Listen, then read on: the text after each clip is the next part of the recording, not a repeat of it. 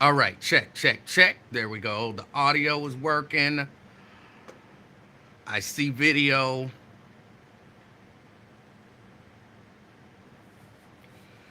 All right. So I'm back live. Y'all can come back in. I don't know what is happening over here.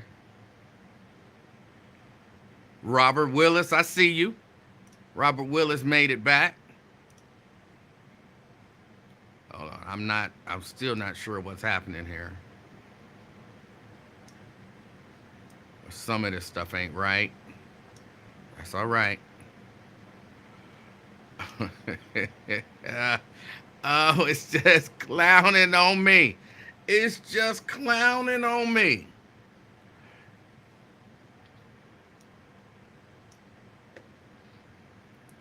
Come on in, y'all. The life of a... I'm not really a podcaster. I'm just some guy who get on here. This stuff is crazy sometimes. It's crazy. But come on in, y'all. Come on in. I see ya. Hold on. There we go. Okay, got that there. I feel like that made me really red for some reason.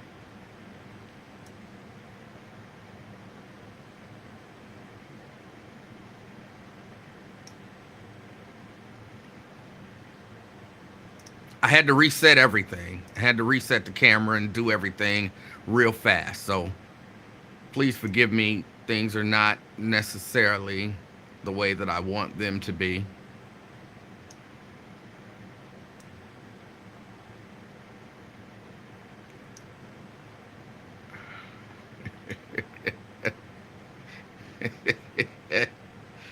Oh, this is driving me crazy.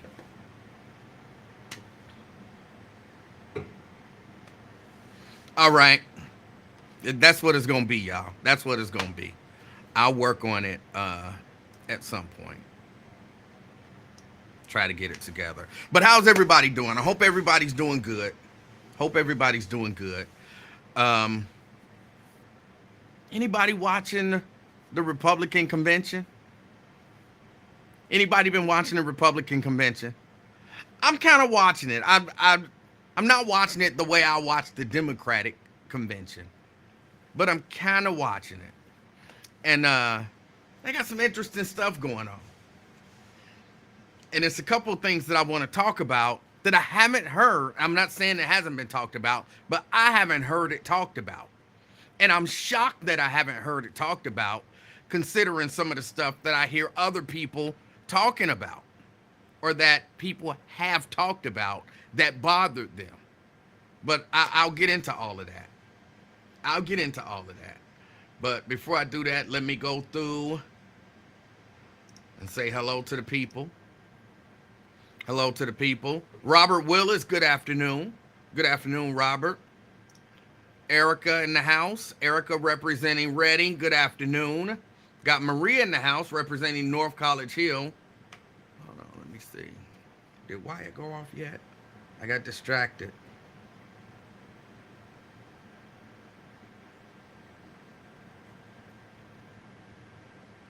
Oh, kind of look like he's saying bye now. Okay.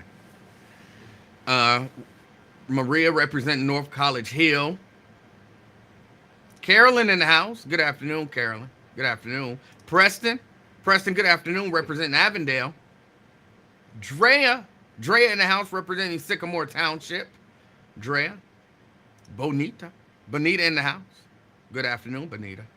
What else? My OSHA. Talk to your PM 20 times today. What is a PM? I don't know what your PM is. I don't know what that means. But don't be stressed.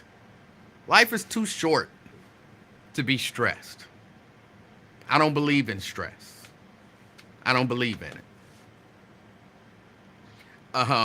Dewanda, good afternoon. Good afternoon.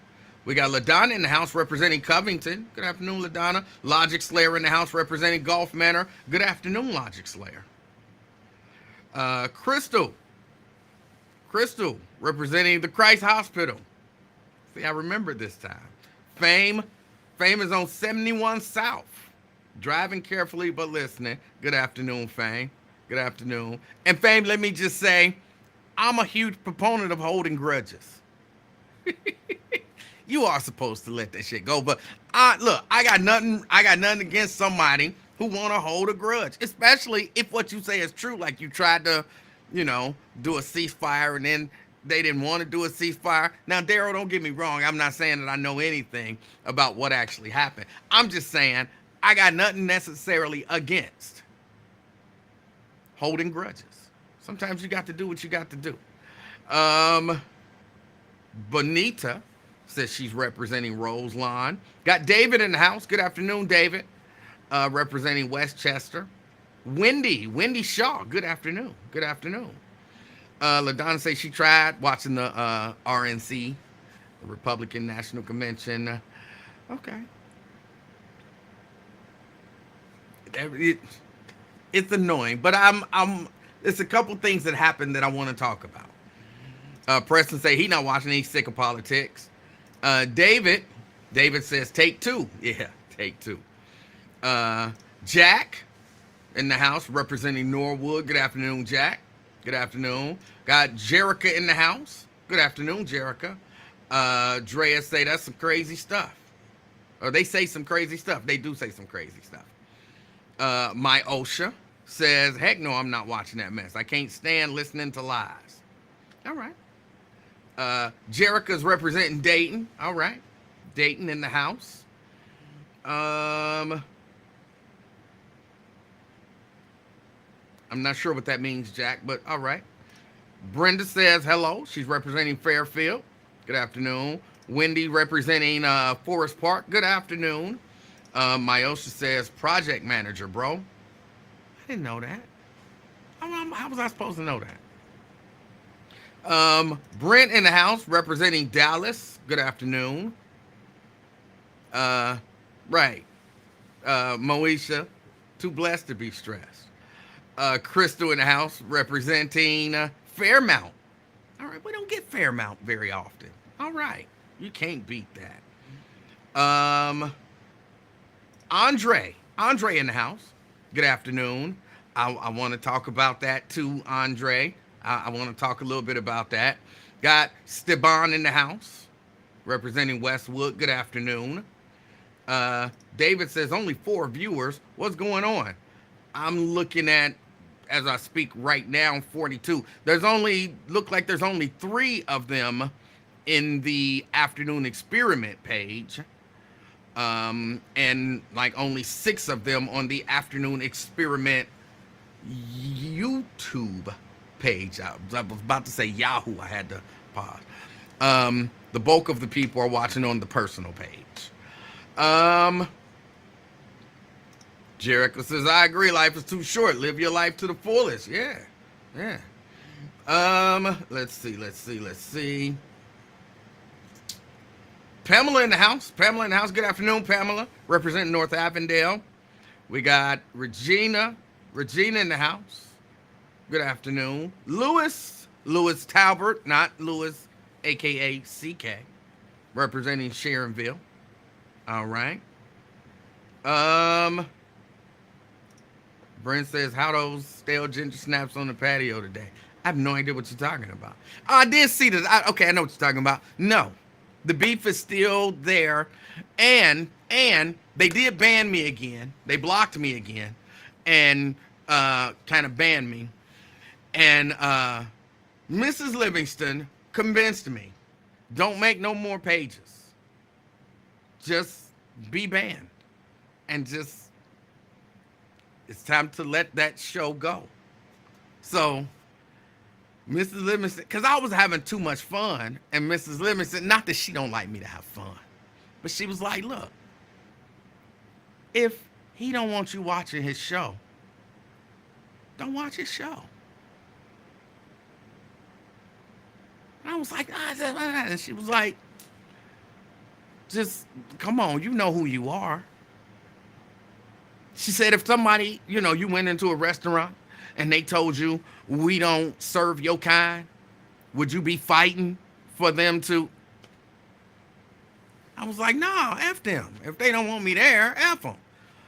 And she was like, so you got somebody who don't want you to watch his show. Why are you trying to fight to watch it? I said, okay, I guess you make a good point. So I won't be making no more pages, and I won't be watching the show. She made sense. So yeah, he's still beefing. It is what it is, and just let it go. Paul in the house. Good afternoon, Paul. Good afternoon. Ed in the house, representing Mount Healthy.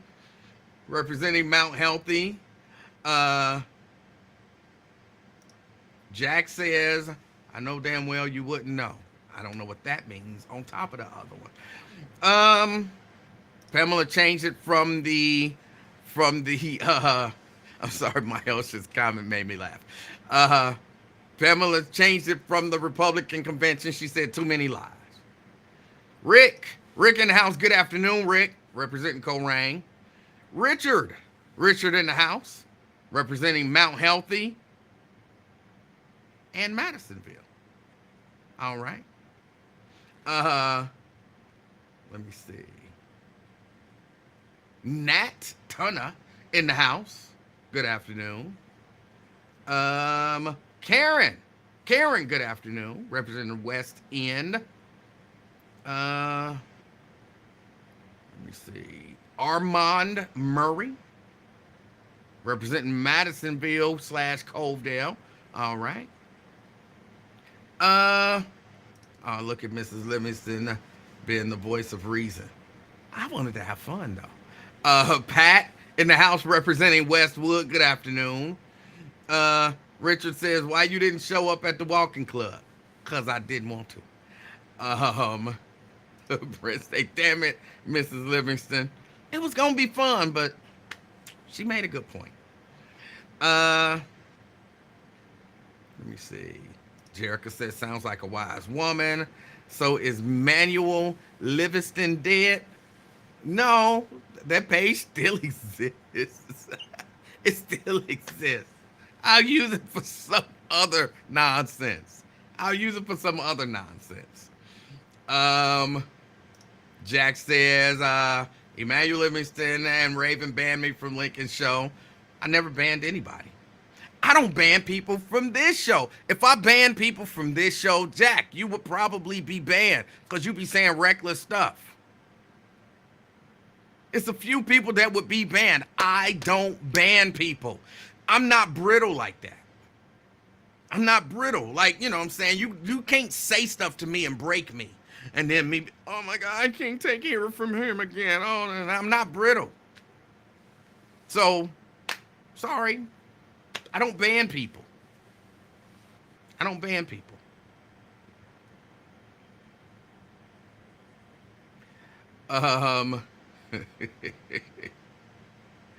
Let's see. Preston says Lincoln is a sucker. I'm not doing no bashing. I'm not doing no bashing now. So I'm not joining in with that. Terry says, good afternoon, representing downtown. Ed says he need to fly to have a beer or something. I don't drink beer. So, sorry. Let's see. Tanika representing Orlando. All right. Nate representing Toledo. Why do you say Nat's name like that? Because that's the way it's spelled. It's Nat Tunna. Tunah, I believe. Tunna. It's not Turner. Tunna. Look at it. Tell me how else would I pronounce Nat Tunna? Tunah. I think that's how you're supposed to pronounce it. Paul says, have fun. Didn't Marquetta say she was never listening or calling the podcast? Then she called the other day and no one checked her. No reason to check people. Look, you can be mad at me about something I did and resolve in your brain and your mind to never call me and watch or support me again. And then you get over that and you like, nah, let me call my friend back. We can do that. I got no problem with that. There's nothing to check her on. Nothing.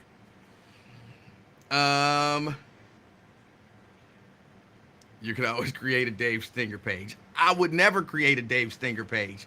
Let Dave Stinger create a Dave Stinger page. Are they mad at Dave Stinger? I don't know. They might be. They might be. Vernon says, don't ban me, bro. I will not ban you. I will not ban you. I can't think of what somebody would have to do in order for me to ban them. I'm just more, because I'm weird like that. Like, if you go in on me, I'm more apt to, it sounds crazy, but to read the comment and then to respond. Like I said, I'm not brittle. I'm not brittle like that. They sure do block the hell out of you. It's still funny to me, and there is still a huge part of me that wants to do it, but, Oh, let's see. But you bashed his daughter by calling her fat. I'm not sure that that's true. Show me one post where I said his daughter is fat. Now, the fact that she is fat, like, that's just a fact. But I didn't post that. I didn't. But it's true. I'm fat. And here is my question. Let's have this little bit of a conversation. Not necessarily about them, but let's have this little bit of a conversation. Why do people think it's okay to start something and then get mad when you join in, but you better at it than them? I don't understand that. So if that's the Lady K's comment. Lady K says she fat or big bone. Her bones is regular size. But if Lady K got on here and called me short, and it's factual, I'm shorter than the average height male in America. So if she got on here and called me short, and then let's say I see Lady K, and, she's heavier than the average woman in America, and so then I called her fat, how am I the bad guy? I didn't call her anything until she started with me, right? So how does that make me the bad guy? How? And that's the way I operate. I'm not picking fights with people or even picking arguments with people. Well, okay, sometimes what I'll do, and it might sound like I'm picking an argument, and I guess now this is some semantics that I'm about to get into. If you say something that's factually inaccurate and I tell you that what you said is factually inaccurate, technically I guess I could be picking an argument, because I could have just let you be wrong. I don't think that's picking an argument. I think that's, back and forth. Or picking a fight, I guess I should say. That's just a good, reasonable back and forth. And you say, no, that's not wrong, blah, blah, blah. And then I point out and I prove to you where you were wrong. Reasonable people, it's happened to me, I think once. I've been wrong. I think I've been wrong like 4 times, maybe 5. And it's been called out. And when people call me out for being wrong, like, Emanuel, that's not true. And I'm, resolute. Like, it is true. It is true. Maybe I misunderstood something or, read something wrong or whatever. But then you say, boom, boom, boom, look it up, da-da-da-da-da, here's the information, check that out. And then I check it out and I'm like, oh, I was wrong. Why would I get mad at you for helping me be right? Because believe it or not, that's the way I look at it. Why would I be mad at you for helping me look right? I mean, be right. I do want to be, when people say, he always want to be right. Yes. So if I'm wrong, don't just let me be wrong. Help me be right. Why would I be mad at you for that? I thought something that was wrong, factually inaccurate. My facts were bad. You gave me good facts and encouraged me to look into it. And I found out that the facts that you had were actual facts, and my facts was misinformation. Guess what? Now I know the actual facts. Why am I gonna get mad at you? Yeah, bitch. Why would I? Why?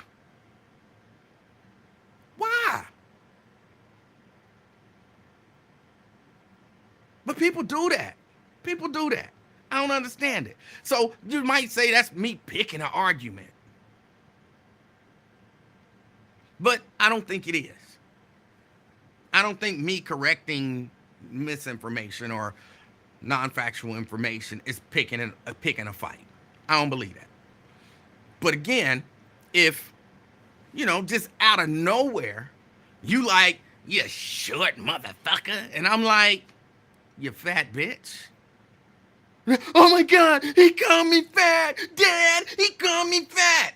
What about you call me a short motherfucker? What about that? That was cool. And I'm the bad guy. Now, just to be clear, just because you're heavier than the average woman, I'm not going to call you fat. I'm not going to necessarily call you fat. Only if I know that that's one of your triggers, then I'm probably going to do it. But again, it ain't just that. People will come in. Look, this is what happened. This is what happened the other day. I was on Wyatt's show, right? Watching, not on. I was watching Wyatt's show. And Lawrence, he also goes by LG and Black Russian and something else. Lawrence called in to Wyatt's show. And Lawrence was saying something about all women need to shut up or something like that. Shut the F up and, whatever. And because basically his feelings was hurt because somebody tried to shoot Donald Trump.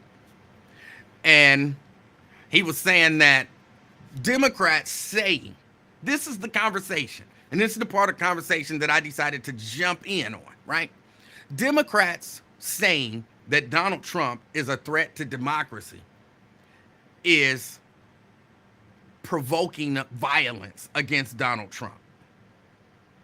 That's what he was saying. That was one of the points that he was making. So Democrats should not be saying that Donald Trump is a threat to democracy. Should not be saying it. And if you do, that's some black woman-s. Because y'all know me, I don't cuss. That's some black woman-s. And, if somebody does attack Donald Trump again, basically, if you saying he a threat to democracy, those are violent words. And I'm like, but he's actually a threat to democracy. And his response was, you sound like a woman. Now, you can say what you want. And then I said, no, you sound like a woman. But then I had to correct myself. Because I respect women. And women don't, for the most part, women don't say nonsense like that. Women don't say nonsense like that. So I had to take that back. I had to retract that he sounds like a woman. So I had to think of, what is he actually sounding like? Because it's not a black woman. That's what he said. You sound like a black woman. And I'm like, actually, you don't sound like a woman. Let me take that back. You sound like the B word. Rhymes with witch. And, he blew a gasket and started threatening me and all that kind of stuff. Like, I'm the bad guy. And then he's like, well, I didn't call you a woman. I said, you sound like a woman, but you called me a cuss word. And I, of course, responded, because I am me. I didn't call you that. I said, you sound like that. As a matter of fact, I said, you sound like a white B word. Well, if I meet you on the street, then it's on. And I'm like, okay. Okay, if you meet me on the street, it's on. I'm not afraid. But all of this to say, why is it okay for you to insult me and say I sound like a woman? Sorry, ladies. When a man tell you that you sound like a woman, that's an insult.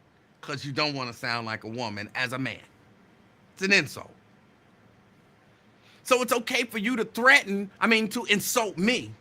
But when I return an insult, no, it's on, we gonna fight. Like, I don't understand what goes on in people's minds. What makes people think that they can start something and then just be like, almost like they didn't start it. You don't get to regain your innocence because the comment is over. You don't regain your innocence. You don't. Now, could I choose to not respond? Sure. Is that in my nature? No.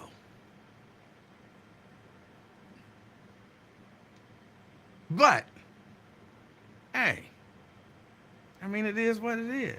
But again, to your question, I didn't bash his daughter by calling her fat. Actually, I believe the comment that I made was she was talking about how she blocked my short ass. And my response was, I believe, to Brent, saying, don't nobody care who her roly-poly ass done blocked.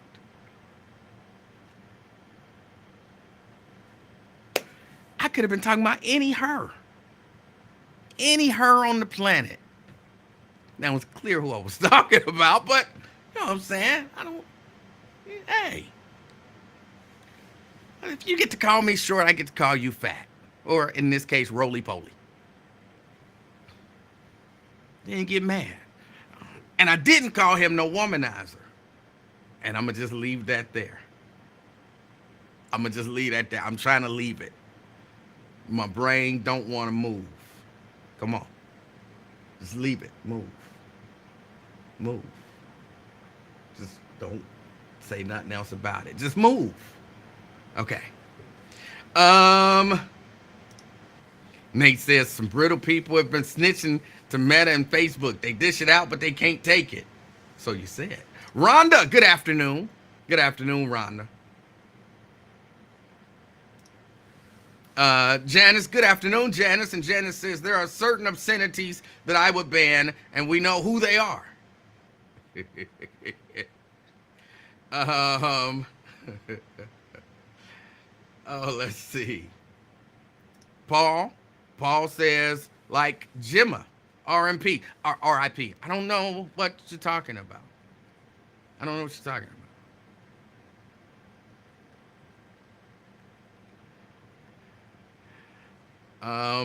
Do your Lincoln voice. I don't have a Lincoln voice. I don't know what you're talking about. One guy actually calls the show and cusses out the host and everyone who won't be radicalized but can't stand blowback. Call you a womanizer. People call me whatever they want to. For the most part, I don't care. If you call me a womanizer, probably gonna laugh because I know I'm not. Again, I'm one of these people. Like, you insult me, I'll respond if I feel like it. If you call me something that's just so out there, and I know it's just so out there, I'd look at it like, if somebody said, was talking about me and was like, yeah, that Emanuel's 6 feet tall. I'm not even going to defend that. It's ridiculous. I know I'm not. That's not going to upset me. It's not going to make me mad. It's not going to hurt my feelings. It's not, you know what I'm saying? I know I'm not that. I know I'm not that. So why would I get mad about that? So if you say Emanuel's a womanizer, If you say so. If you want to think I'm a womanizer, you can think I'm a womanizer. That's what my mental gonna be from that. Cause I know I'm not. The people who it's important to know that about me know that I'm not.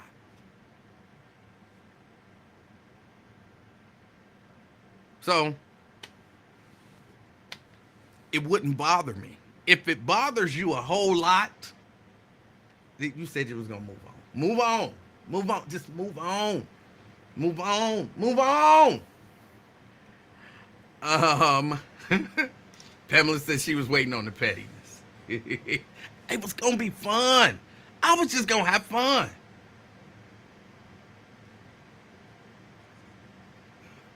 If Mrs. Livingston demand that you stop watching wrestling, you should demand a couple counseling sessions with Dr. Thomas. Oh, wait a minute. Where's the phones? Okay. Hold on a moment, caller. Hold on. She would not demand that. But if she had a good reason, like if her logic was sound and it made sense, I'd probably stop. I'd probably stop.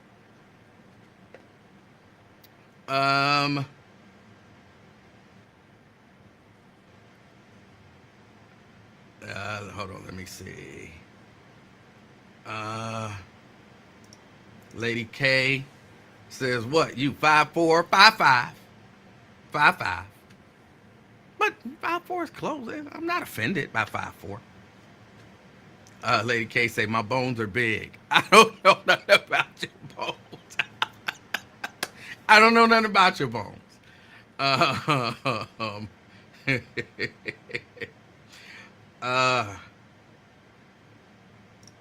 What day was that? I need to go back and watch it. I don't even know. I'm going to guess Monday. Because I know I wasn't, I don't think I was, I'm going to guess it was Monday. But it might have been Friday. I don't know. I don't remember.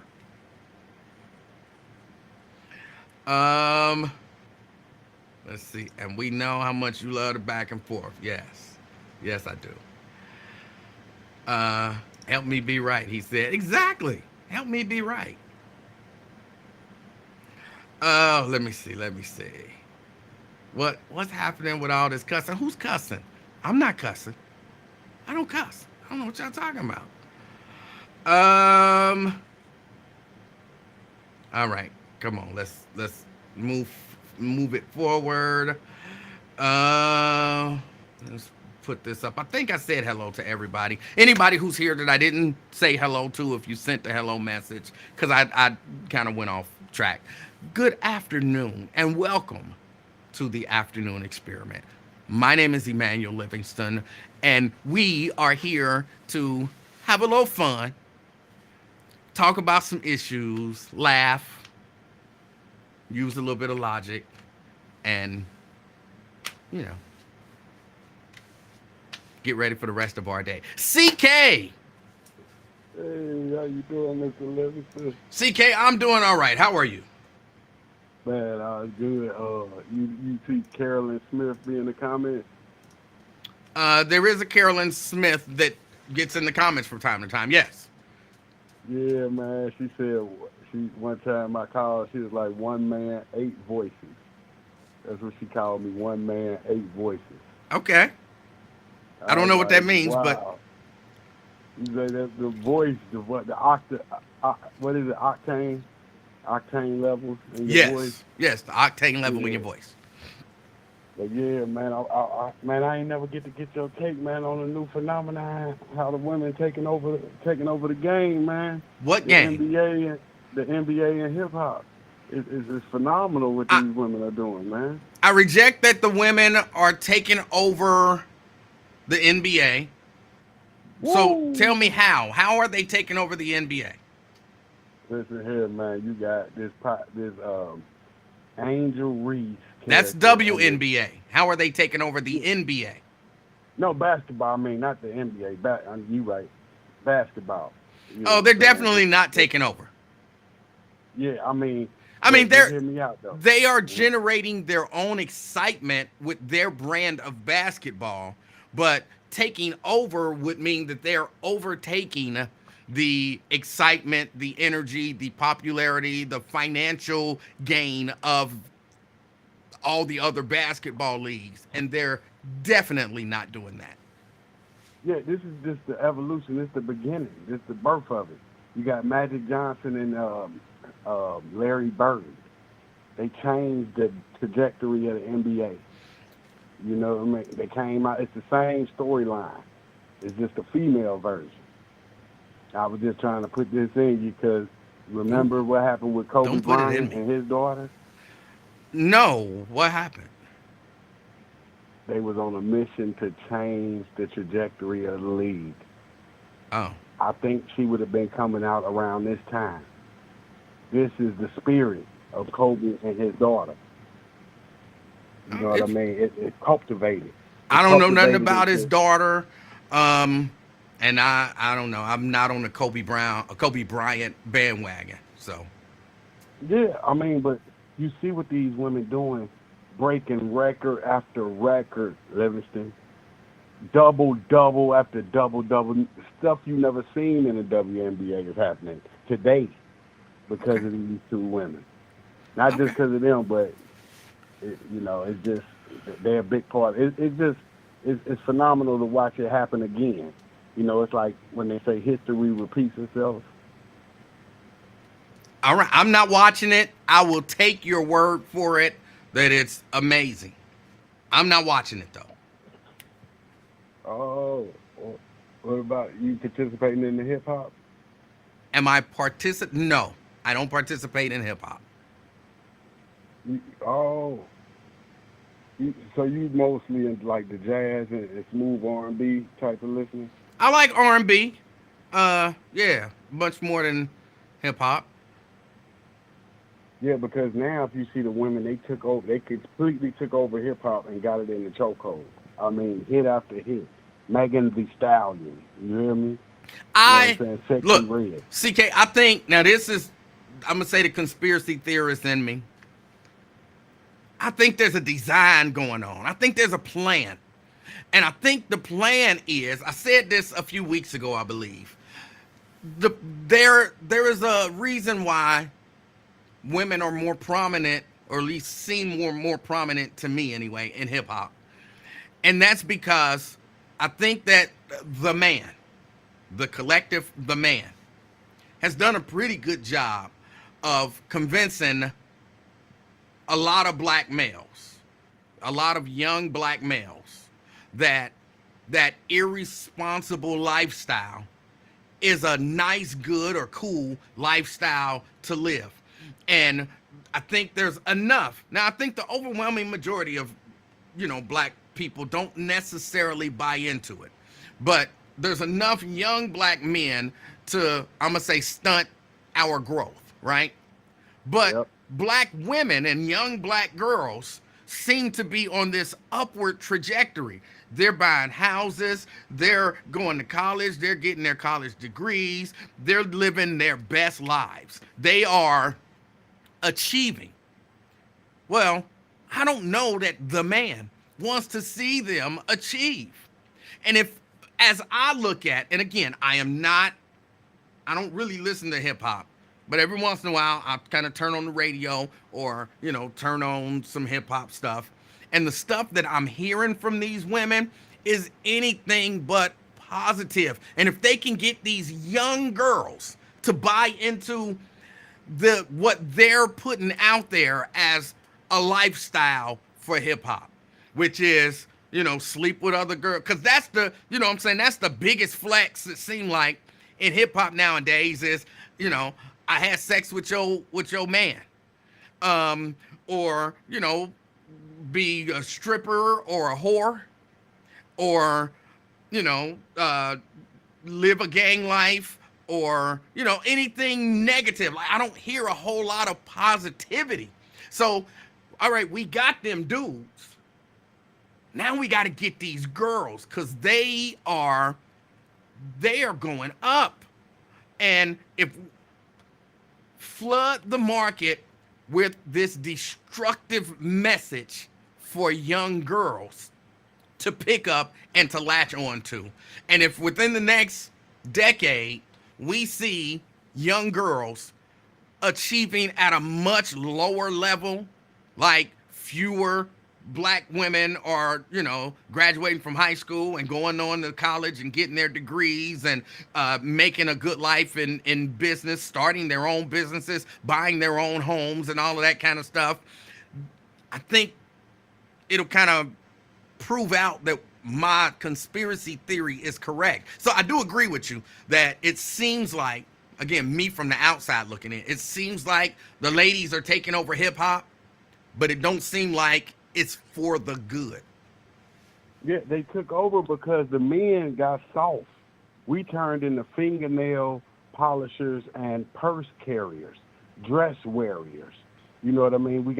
So the softer we got, they looked at us as clowns and they got more aggressive and they started getting the paper. You see the men turned into like what they call it, vaginas. You know what I mean? So the more feminized they became, the more tougher the woman became. You see what I'm saying? So when the woman took over, boom, ain't no stopping us now. Who are the top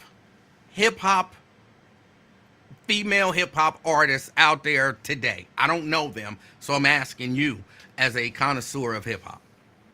Oh yeah, top three is Cardi B, Megan Thee Stallion, Nicki Minaj, and Sexy Red. That's the Mount Rushmore. I don't know a lot about any of them. Okay, I don't know a lot about any of them. But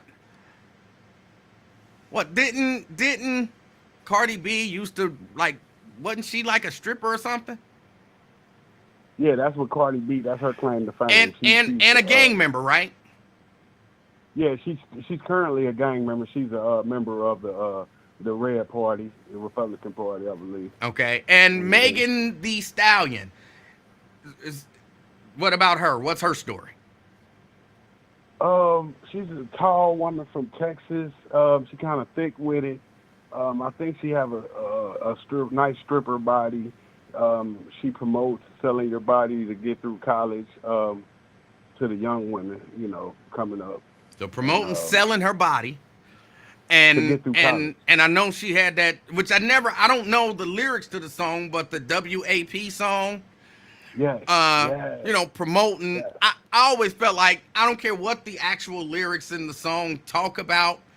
It feels to me, what I'm saying, if you're doing a song about a moist vagina, then you are promoting kind of sexual promiscuity. Yeah. I mean, heavy. She was heavy into it. Her and that girl Cardi, they took over the nation with that song. They took over and they got through to the young people because they know every woman can relate to that, right? And man. Well. See what I mean? See, they hit the soul of everyone with that song. And what about who was the other one? You said Nicki Minaj. Nicki Minaj, yes, from Queens, Jamaica, Queens. What's her story? Now, look, to me, and I don't know, that might be her government name, but it sounds like Nicki Minaj is a play on a menage a trois. So that already, the name conjures up sexual imagery. But what's her story? Similar. Yeah, her name is not Minaj, it's like Minaj or something. It's like similar, but then she just twisted it. She twisted her birth name, you know what I'm saying? So she was like kind of meant to be Nicki Minaj, but she came in the game very talented. And what made her so successful was being so beautiful, and she kept those legs locked. She kept it real tight. So the big wigs couldn't get through to her, Livingston. She only messed with the guys she liked. You feel me? So I think this elevated her. By her not giving up them draws, I think she was more successful. Like guys like Drake and Lil Wayne, they had huge crushes on her, and they could not break the combination. Drake made a dedication song, just please would you give me the draws? She said, hell no, I don't like light-skinned cats like you. That's why I think she was successful, with the talent and not giving up the draws combined. And then you said Sexy Red, who we don't even really have to discuss. Like, you know what I'm saying? She's the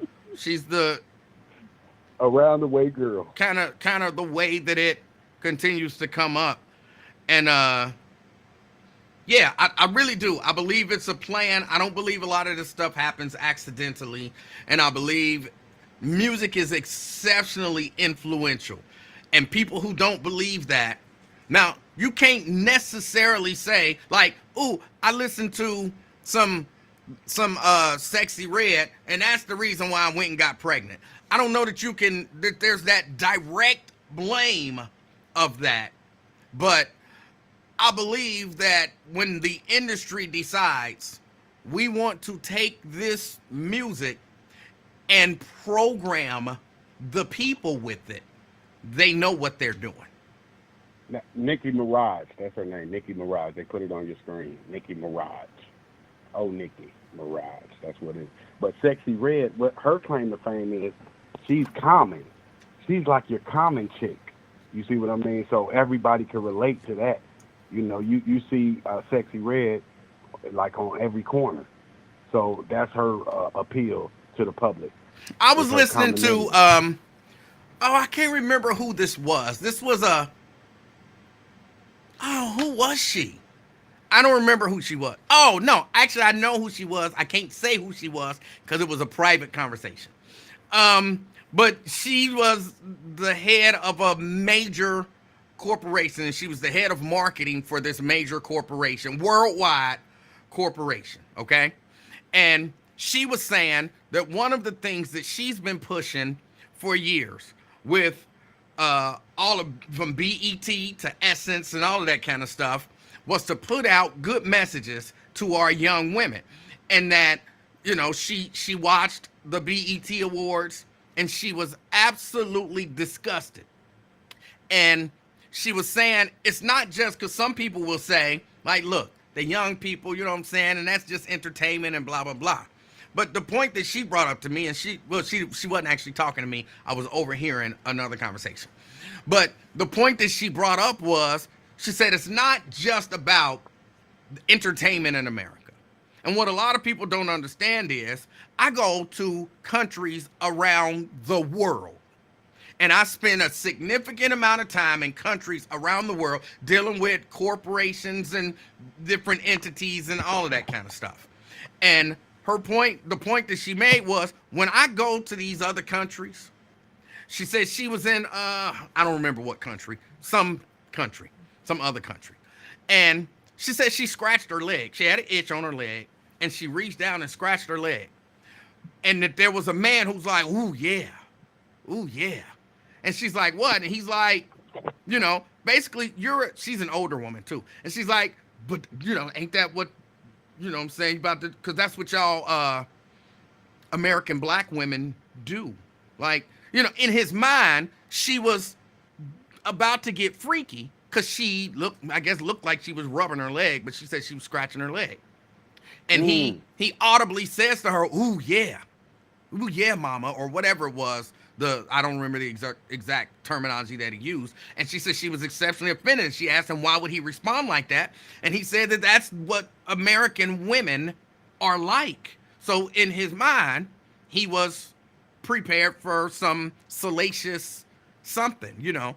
And she's like, so it's not just, this is what they're teaching young girls in America. She said, this is the message that they're putting out about black women around the world, is that black American women are, you know, these sex crazed, you know, don't have any morality, and everybody's violent and trying to steal somebody's man and want to have sex all the time. And she said she sees it all the time worldwide. And so she apparently has really been on like a big crusade to get these companies to stop putting out this image of black women. And she says she feel like she's losing because they feel like black men women want to do it. That's what they want to do. Well, no, she's saying black women doing it. She's no, because the company, see, it's corporate. And I don't know that a lot of people understand this. All right, so say I put together a TV show, CK. where, you know what I'm saying, my target audience is 18 to 35. And it's about music, right? Well, guess what? I need sponsors. A lot of these, they don't make all of their money from ticket sales and stuff. They make very little of their money comes from tickets. BET ain't making money selling tickets to the BET Awards. They make money from advertisers, from P&G and their brands coming and advertising with them, and all of the advertising dollars. That's how they make money. And her being in that position, she felt like if I threaten to withhold money, then maybe they'll change the way that they operate. But I'm just one person in all this other. And as a company, as a corporation, CK, your company want to put your product. Hold on. One of these, who the fuck said I'm a huge perv? They a huge perv. Make them comment that shit back. I'm not sure they were. Nobody. Hold on. No, but I'm saying ain't nobody promoting say CK. that shit was right what that CK. dude did. See, this CK. This what I'm talking about. Black folks CK. talking shit. CK. Oh, somebody did say you're a huge perv. Yeah, But look, what the fuck? Who said just that? ignore that. Ignore that for right now. You can get with them in a minute. Let me finish what I'm saying. Because it makes sense. I'm just not the best at explaining it. Right? So CK, your company wants to get your product in front of 18 to 35-year-old girls because that's your target audience, right? And guess what? If me selling ass shaking gets all of the perv. gets Yeah, all of perv. you can't Fuck she talking about. All right. Stupid motherfuckers don't call me a perv. How the fuck I'm a perv? Oh She act like I said, yeah, he's supposed to say that. She shouldn't have been scratched. Why do motherfuckers lie on people like that? Explain that shit. Put that in the comments. Why do they lie? I didn't say, well, she shouldn't have been scratching her leg. Livingston, when did I say some perverted shit in this conversation? Please explain. You didn't say that, CK. You did. Why the fuck do they want to? So why do black women like to fucking lie on black men like that and fuck up their reputation? Please explain that shit. Well, I'm not exactly sure that that's necessarily a comment about this particular conversation. You know, somebody could have already had the perception of you as a perverted person based on maybe some things that you've said in the past. And so that was kind of what they were talking about. But again, I don't know. I'm not saying that that's true. I don't necessarily think you're a perv or anything like that. Did you have anything else you wanted to discuss, sir? I'm just saying, this is what you overlooking. They going after the audience. So if the audience want to hear the shit, that's what they're going to make. Everybody want to blame the executive. No, the people like ratchetness. They like ghetto shit. They like violence. They're programmed. CK, they are programmed to like that stuff. Of course. Yes. And what we've been listening to our whole lives, it's the same stuff. It ain't changed. It's been 30 years. When we was kids, the same rap lyrics was going on. NWA. All right. Yes, sir. I appreciate your call. All right. All right. Why y'all set him off like that? Why y'all set him off like that? I don't know why y'all set him off like that. He didn't say nothing perverted. But back to the point I was making. If you want to put your product in front of 18 to 35-year-olds, and 18 to 35-year-olds is watching my show, which is just ass shaking, trust me, if you, corporation, pull out, somebody else got a product that they want to put in front of 18 to 35-year-olds. So it's difficult to take a principled stance as a corporation against these other corporations. If they all got together and said, if you keep showing all that ass shaking, none of us are going to advertise on your station. And we don't care how many people you get watching it. It will stop. But that's not going to happen. That is not going to happen. And so when you have just a few principled people, it's hard to take a position and hold that position. Because everybody else don't care. Like my NFL boycott. I'm boycotting the NFL. But okay, they lost a corporation that brings in billions and billions of dollars, lost 1,000 viewers. They don't care. They don't care about that. Now, if we'd all came together and been like, no, they would have, you know, do something different. They would do something different. But that's just that's the way it is. So I really do believe, I don't know how we got here. Oh, he asked me about women taking over hip hop. That's how we got here. It's a plan. And so if you got young girls, if you know young girls, if you are raising young girls or influential to young girls, because you don't just have to have kids and grandkids. You can have little nieces and nephews. You can have little cousins. You can have, people in the neighborhood who look up to you.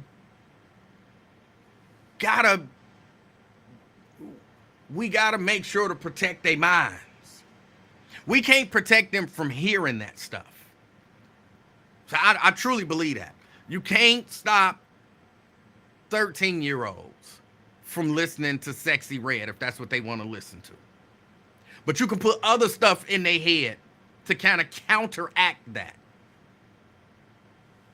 You can put other stuff in their head and just talk to them about it. Like, look, that's just entertainment.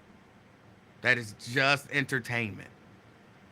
I had to make sure when I was raising my kids, I had to make sure to tell them all the time. I didn't really police what they listened to that much. I monitored it. And I was one who, I'd have problem looking up the background of somebody. Saying, see, he went to college. He actually has a degree. This is just something he does to make money. He don't live this lifestyle. Hold on, let me see. Where does he live? See, this is where he lives. And this is where his kids go to school. And this is, all of that kind of stuff. Just to explain it to my kids that you listening to it and you can be entertained by it. But that's not real life. Same way Sylvester Stallone can dress up as Rambo and go hide in the woods and shoot at people. He ain't really living that life. He don't do that on a regular basis. That's entertainment. That is for you to be entertained by. But when he go home, he don't live in a jungle. He live in a nice house. He drive a nice car. He go to work. He show up on time. He learn his lines. He directs movies. He writes movies. He's always working. He's hustling to make it. He just pretending to be Rambo.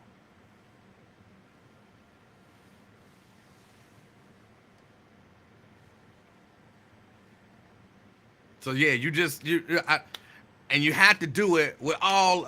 You really do have to keep it going. Ron says, "Am I going to be on tomorrow?" I believe I am. I have every intention on being here.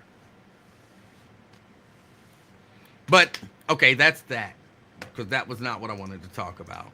But CK brought it up. So I wanted to share my thoughts and my theory. And I have to be honest, I'm really afraid about it. I watched a good portion of the BET Awards. And I think I lost track of how many times women not even half dressed, 1/4 of the way dressed, turned around and grabbed their booty cheek and shook it. Or, kind of did it the hard way. You know what I'm saying? I lost track of the amount of times that happened.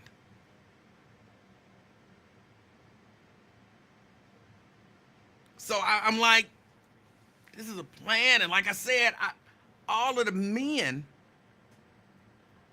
I didn't see very many men perform at all. It was almost an entire show of women shaking their rear ends, talking about having sex with somebody else's man and making money and all of that kind of stuff. Like that was it. That was the show. Almost. I mean, what, Lauryn Hill, you know what I'm saying? She wore that big giant hookup and she sounded really good, by the way. She has lost nothing. She's lost nothing vocally. Nothing.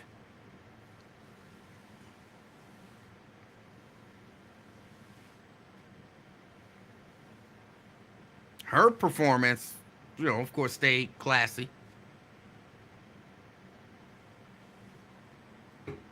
And of course, like I already said, it was a whole lot of just screaming over the actual track.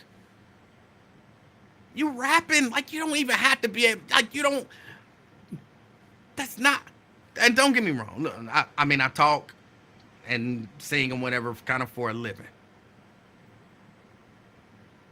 But I understand there's a difference between talking and rapping and singing. And I'm not saying that rapping doesn't take talent, but almost realistically, if I wrote you the lyrics and kind of, Eazy-E apparently is an example of that. Apparently Eazy-E couldn't rap. If you believe the movie Straight Outta Compton, the dude couldn't rap.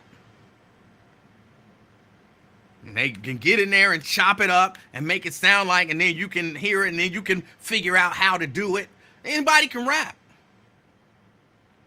So then you get up there and then your track is playing and you just screaming on top of the track. Why can't you just do the rap that you did? You got it memorized, just do it.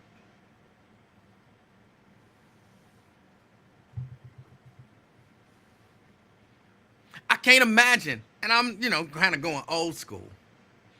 I can't imagine Stevie Wonder showing up to a concert and they just play the CD. And then Stevie Wonder just scream over the CD. Oh, so long for this night, I pray that a star would guide you my way. And I'd be like, Stevie, just sing the song the way you sang it. Just sing it. Why are you singing like that? Looking back on when I was a little nappy-headed boy. Why are you doing that, Stevie? Why? Stop. Turn off the CD and sing the song. Stop. But that's what they do. If you're going to just lip sync, if you're going to play the track, just lip sync. Lip sync. Turn off the mic and lip sync. Why are you just screaming over the... I'm sorry, that's a pet peeve of mine. I'm going to let it go. Emanuel, move on. Move on. Okay.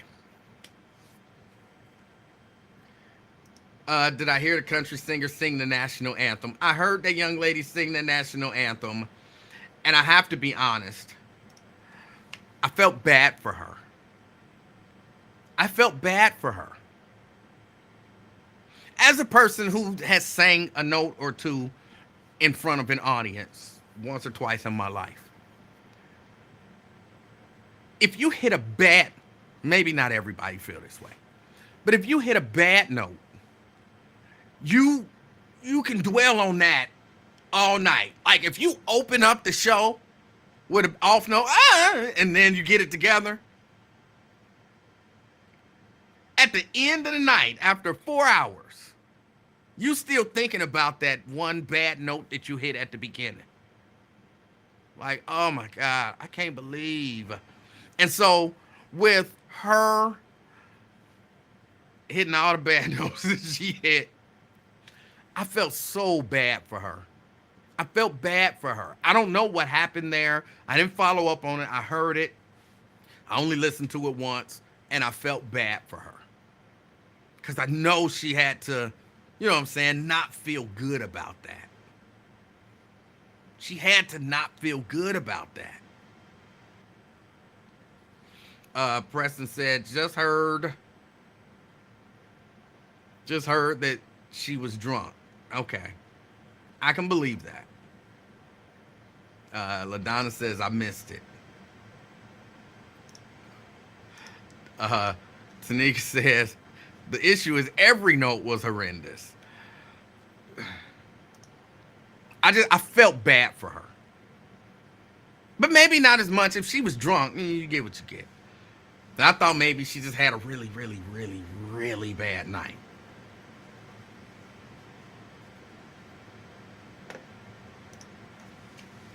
Jen says, if we could just understand that setting images is powerful, it is merely a way to try to portray positively and or negatively what and who a particular group of people is. Yes. And like the lady was saying, and I know who she is, all I'll say is, and y'all don't have to believe me, because I don't know her, but she was talking to, I know some people in media who know some very powerful people. Powerful, I hate that term, but who know some people who are very influential. And like I said, being, on the hearing the other side of that conversation, she was truly vexed. And like I said, her major issue, well, maybe not a major, one of her big issues was that's the image of black women that goes out around the world. And I guess you don't really, you making your money. You know what I'm saying? You making your money. So if you making your money, for some people, that's all they care about. I'm paid. And I don't know how, not to piggyback on what Wyatt was talking about, but I will say I disagreed with Wyatt with regard to, let me take that back. I have a different perspective than Wyatt with regard to Tyler Perry and people who are not good for our culture. I don't care how much money you make or how you pay people or, any of that kind of stuff.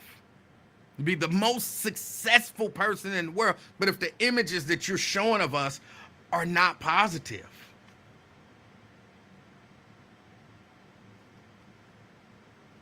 you deserve to be criticized for that.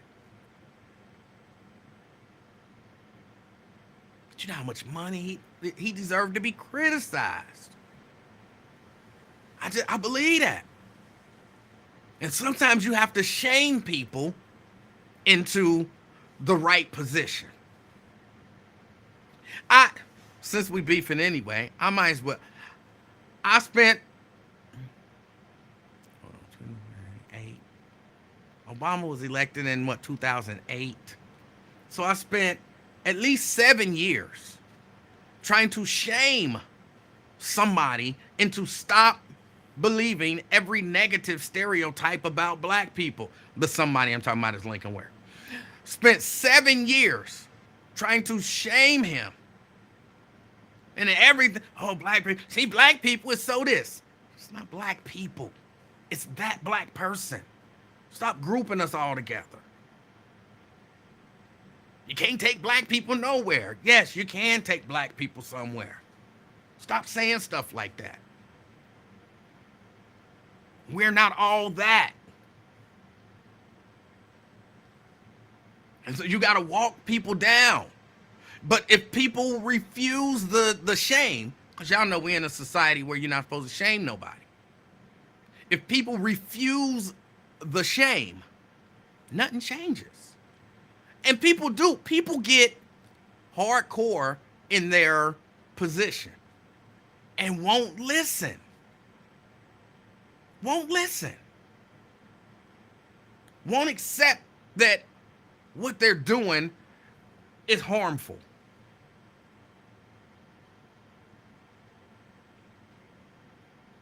And I mean, it's natural, I believe. It's a defense mechanism. Again, with me, out of 5 times that I was wrong, I think only once was I, really receptive to it, right? But if I say something and you like, no, you're wrong, I'm like, no, I'm not. It's just natural defense mechanism. You telling me I'm wrong? I'm not wrong. What do you mean I'm wrong? Who are you to tell me I'm wrong? What makes you think you know better than me? And then you can start grouping the people who are criticizing you and telling you that you're wrong. See, those are all people who don't want to come up. Those are all people who don't want to this. And those are all people who don't want to that. Like, no. Maybe it's people who want you to see that you're wrong. They don't hate you. They don't like what you're doing to their culture and the message that you're sending across the world.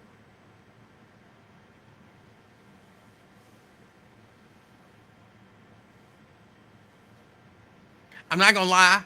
If I lived across the world and watched Tyler Perry stuff, I would think at least, 2 out of every 7 men is flaming homosexual. That's what I would believe. Just, based on the stuff that I see in his shows and movies and such. It's always some flaming homosexuals, big eyes. You know what I'm saying? It's always some couple flaming homosexuals in there. And I'm being in Zimbabwe like, damn, them African Americans is gay as F. Twin. What's up, E-Man? How you doing? I'm all right. Tell CK get out of his feelings, man. Oh, you do it too. You do it too. I'm saying it depends on what it is, man. You definitely be in your feelings. Want to call people bitches and everything else, man. No, I didn't call nobody. I didn't call him that. I said he sound like one. I said a couple of months ago when somebody was at your neck, you was like, yeah, so you's a bitch ass nigga. So you kept saying the cuss word. Oh, you was going out. Well, if you remember. Let me tell you. Here's the truth, Twin. I don't know the incident that you're talking about, but I can guarantee that whoever the person is called me a name first. Am I right? Remember they snitched on you, went back and told a female something and stuff, and you said, that's some bitch shit. Still bitch ass nigga. You remember that? Well, that's just factual. Well, that's not necessarily being in your feelings. That's just telling the truth. Man, you don't tell the truth about nothing. I tell the truth about everything. Well, hey, yeah, that sexy red stuff, Emanuel, I like the beat though, but when you start listening to the lyrics and stuff, Emanuel, I just turn it off, man. Because they don't be talking about nothing. And right now, in order for them to keep their money going and everything else, they got to beef with everybody in the industry, man. They got to go against each other. Now it's beef in the industry. That Drake and Kendrick Lamar, man, that's just petty, man. It's petty, man. Beefing for no reason, just to make a record sale or make the social media go crazy. And that's what the white folks need, want. They got to keep, paying for their college tuition for their kids or whatever, man. So that's all. I don't even listen to that stuff. Because my daughter, when they had that little COVID stuff and that virtual learning, she's supposed to be learning. Next thing I know, that Gorilla Go, I'm a FIBEF friends, whatever that stuff is. And I say, man, what you doing? She said, this is my song. I said, no, it ain't. I said, can she teach you how to do that math problem? She's like, let me just listen to it. No, sit your ass down. And that I went out, man, because I don't like all that, man. There ain't nothing with hyping these kids up and put that in their mind and all that crazy stuff, like all that Call of Duty and all that. I don't play them video games, man, because there ain't nothing but a bad influence. As soon as they get mad, you don't get the game and stuff. Now they thought about Call of Duty. They want to shoot up the school and shoot you up. So, man, I try to, put positive thing in my kids' mind or whatever, especially my little baby girl and everything. I don't want to be influenced. I hate when she put on that stupid lip gloss stuff and everything else.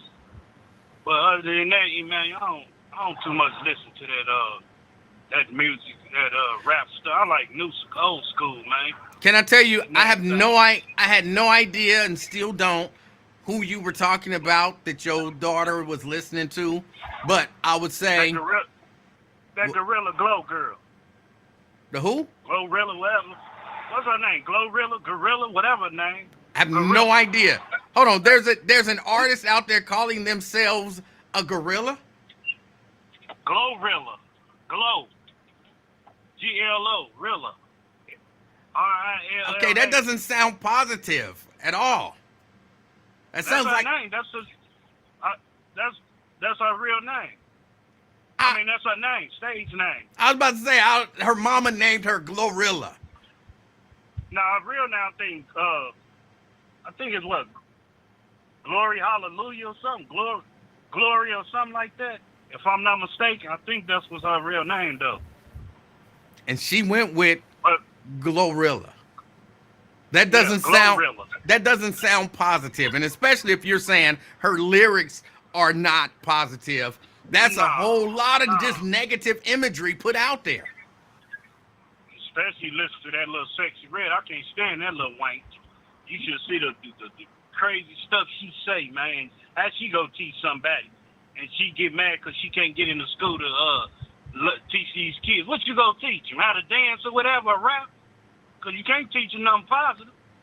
So I don't too much get into that crazy stuff, man. Listen to them phony rappers and everything. I listen to old school, really.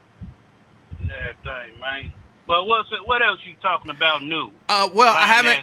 Let me ask you, have you been watching the Republican convention? Yeah, I watched it and it was all right last night. You think so? What did you like?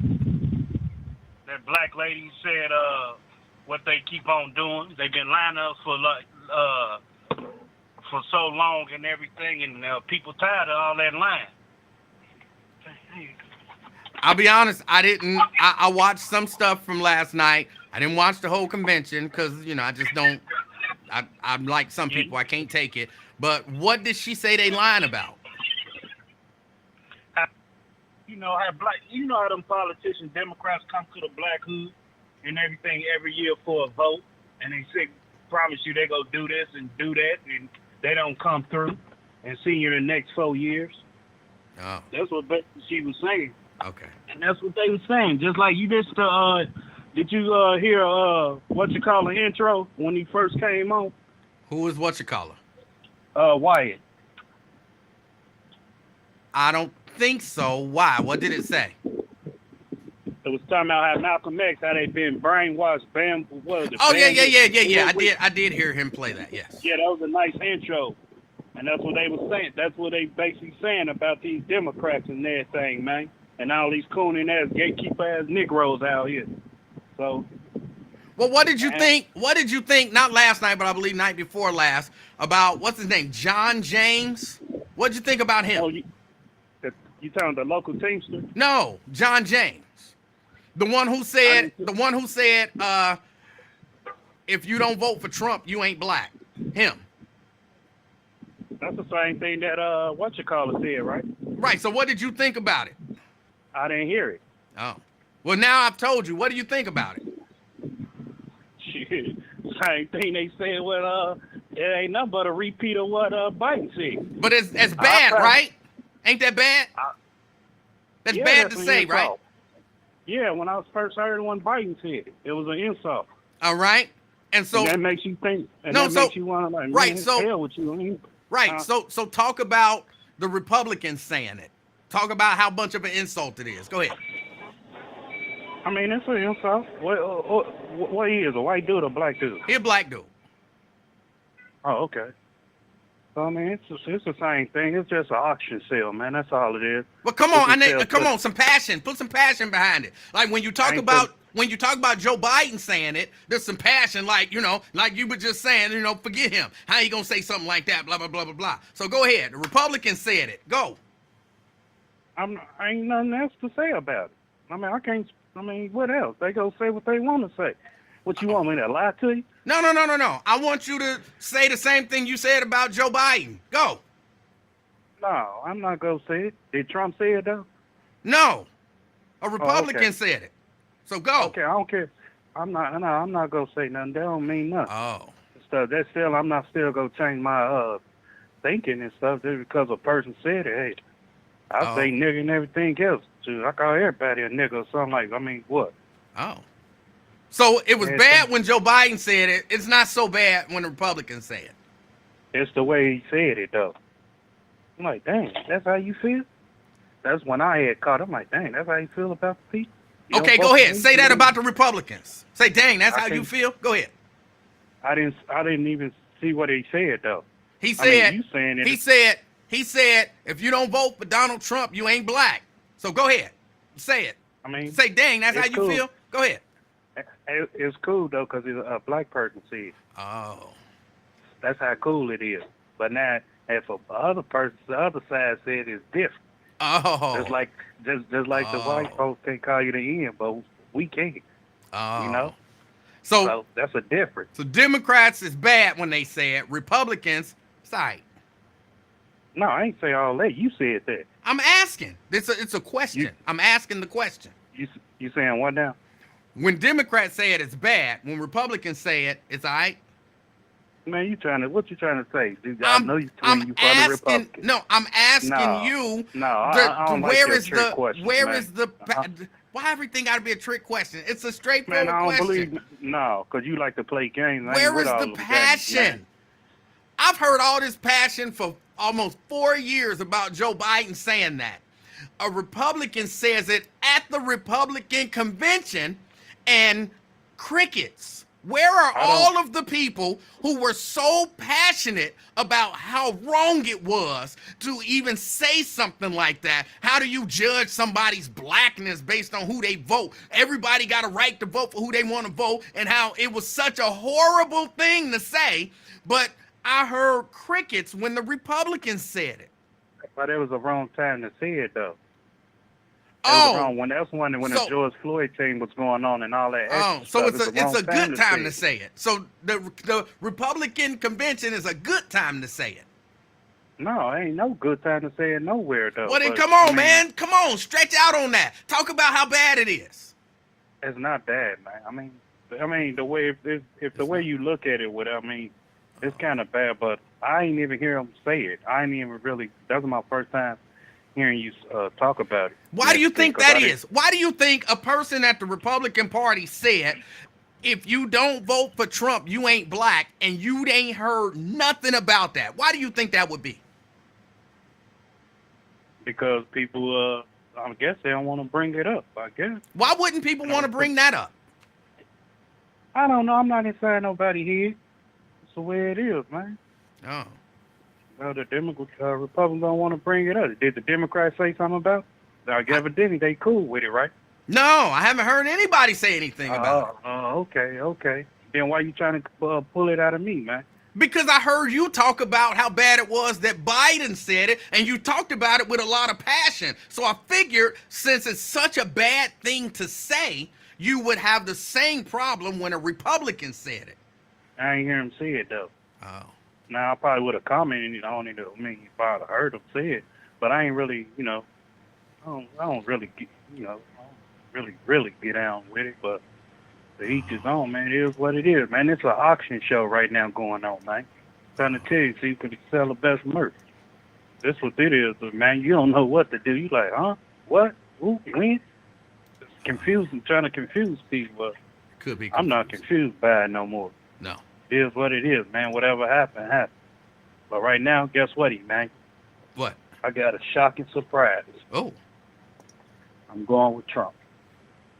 I hate to say it, man. There's nothing shocking about that. You said that a long time ago. And you don't have a problem with anything that the Republicans do, but you got a problem with everything that the Democrats do. What is shocking about a guy who believes it's wrong for the Democrats to say, if you don't vote for Joe Biden, you ain't black, but it's right for the Republicans to say, if you don't vote for Donald Trump, you ain't black. And then that guy says, guess what? I support Trump. That's a shock, ain't it? No shock. Just say you got something against Trump. Just admit it. You got something against him. What do you mean admit? I've said it openly. I think the dude is a horrible human being. One of How the you know worst that? ever. Because I can see what he has done. I What'd he heard do? him talk about how big he want his daughter's titties to be. I heard him I heard him talk about grabbing women by the vagina. I heard that with my own ears. He's a horrible human being. What do you mean, how do I know? I watch and listen to him. So they not horrible when they coming to us every 4 years with this lying ass shit. These politicians. That's terrible local, politics. Absolutely. Oh, but you worry about a man saying he go grab that monkey and all that extra stuff. Yes. Man, it's a joke to me. It's like they believe he said drink bleach. Man, he was just saying some off the wall stuff. He was going off the meds. I can't believe that you thought that you saying you support Trump was going to be shocking to anybody. Because you probably wouldn't believe me. Why would I not believe you? You think it's okay that Republicans say if you don't vote for Trump, you ain't black. But you think it's horrible when Democrats say it. Why would I be shocked to believe that person is supporting Trump? I ain't even hear him say it. I go back and look at it, but it don't. Man, his name is John. Hold on, let me pull it up. John James. He's a representative out of Michigan. He's actually one of the representatives who one of the Republicans who spoke out heavily against Joe Biden, saying if you don't vote for me or if you considering voting for Trump, you ain't black. He said that was horrible, and then he comes back on the convention during his speech and says, if you don't vote for Donald Trump, you ain't black. Yeah, I heard of that. But that's okay, right? It's okay. Man, right now it's a game to me, man. Now it's a game. When Joe Biden said it wasn't a game. It was horrible. It was terrible. It was the wrong bad decision, time maker when he came out and said it. But now it's a good time to say it. Shit, you want to win that 24 elections, it is. Want to win. Hey, you say you don't watch the NBA? I mean, WNBA? No, I don't. Why? I watched it before and didn't like it. What you didn't like about it? It was boring. It was boring. They weren't good shots. They missed a whole lot of simple stuff that even I could probably make uncontested. And you know, it was you need one of these milk crates from Kroger. So be quiet. There's no S in Kroger. It was terrible. In my opinion, it was a bad brand of basketball. It didn't excite me, so I didn't watch it anymore. So you rather be downstairs in your man cave and watch wrestling, and then watch some sexy. Yes, I watch wrestling over WNBA every day of the week. Yes. You sick, man. You really sick, man. Hold on, I'm sick, but you support the dude that want to grab women by the vagina, but I'm sick.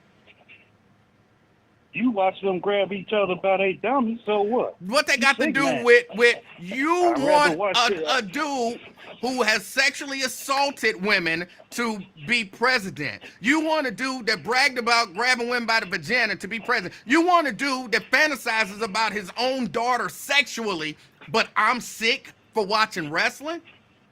Man, I'm talking about wrestling. I mean, I'm talking about WNBA. What is president stuff? That conversation's been over with. No, Trump. But you said I was sick, so No, man. Trump. See, you jumping to another subject. I ain't worried. We been off of Trump, man. We talking about WNBA. No, talking about. You were talking about me being sick. No, you should have just said you rather me watch ladies with this on and that on. I would understand that, but you jumped to you rather watch a man grab the monkey and all that. Right. Man. You think that stuff is okay, but it's sick for a man to watch wrestling. Hey, I watch porn, so I look at it all the time. So ain't nothing wrong with grabbing. I watch porn all the time. Oh, that's disturbing. I'm not gonna go out there and grab nobody monkey and stuff. Why not? I look like that's it. Why wouldn't you do that? It's a stripper or something. Hold on. Why wouldn't you? That's assault, man. What? But you. It's assault and disrespectful. Right. I wasn't doing. That's what Donald Trump did. It's assault and disrespectful, but you think it's okay for him to do it. How you know he did? He Was said you he did. Yeah, he can say anything, but you will believe. Huh? He can say anything, but you believe what he say. I believe that. Yeah, right. Oh, you believe that part? Yes. Yeah. Well, after 50 women came and told out he touched him and all that. No, he said that he grabs him by the vagina. He said it. Nobody prompted him to say it. It wasn't a trick question. He said it. He took that as a joke, man. He was saying a joke. Oh. He didn't really logically say it out of his mouth. Oh. What about it? Saying it Okay, what about when he talked about he hoped that his daughter have big titties? That's a perverted ass damn fucking what I don't know what that is, but you support him. You support him.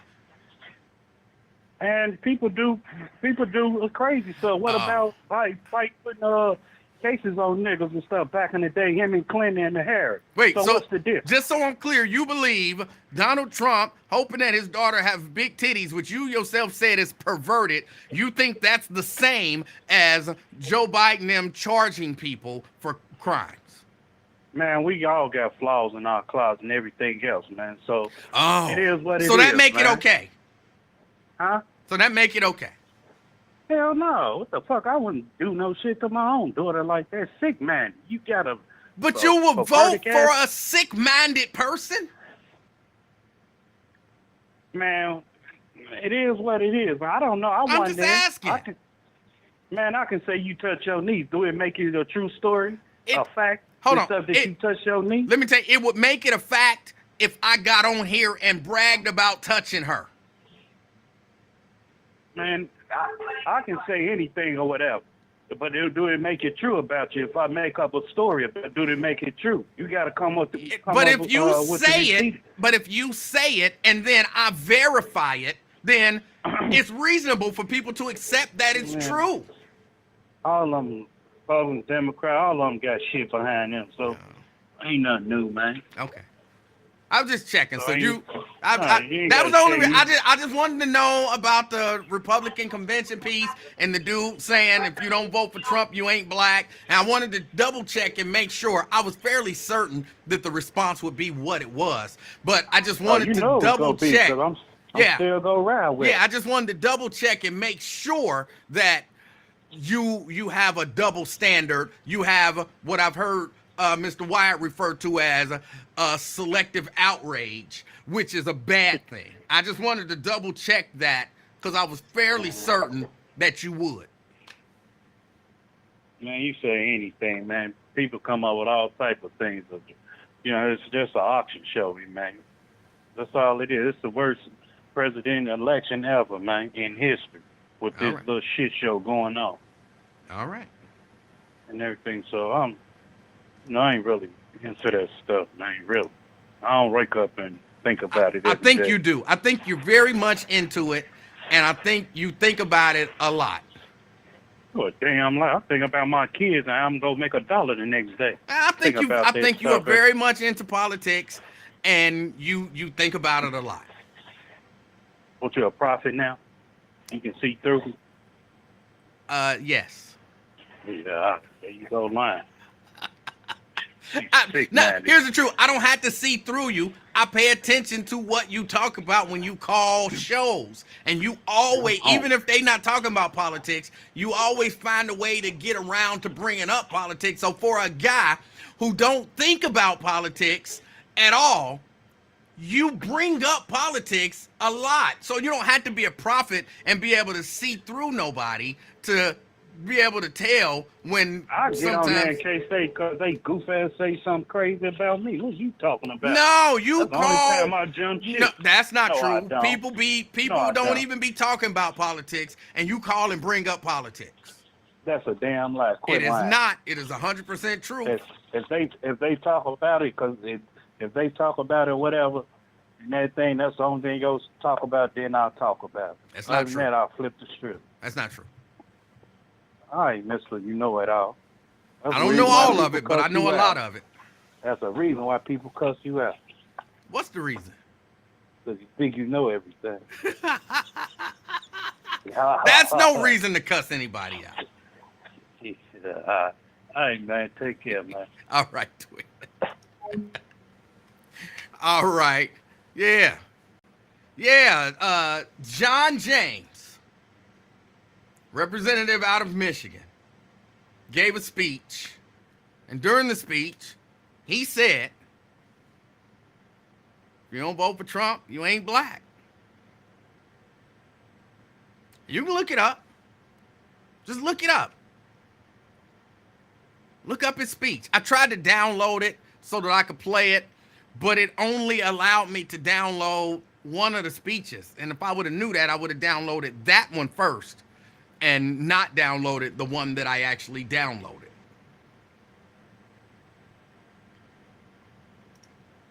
But yeah, I heard all of these people, all of these super black people talking about how bad it was that Joe Biden said that.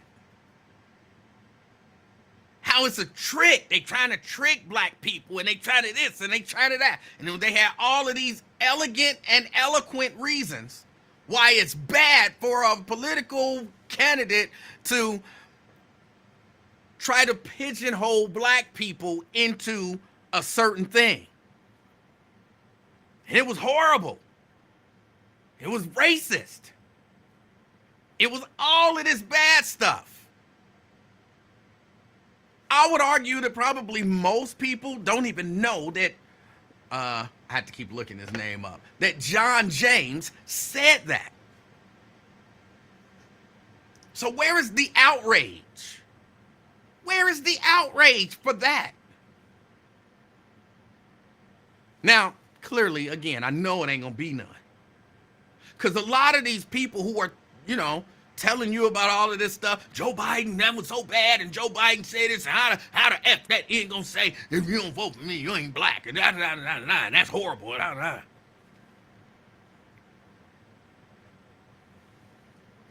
They're not really outraged about it. They just want you to support the Republicans, because that's who they support.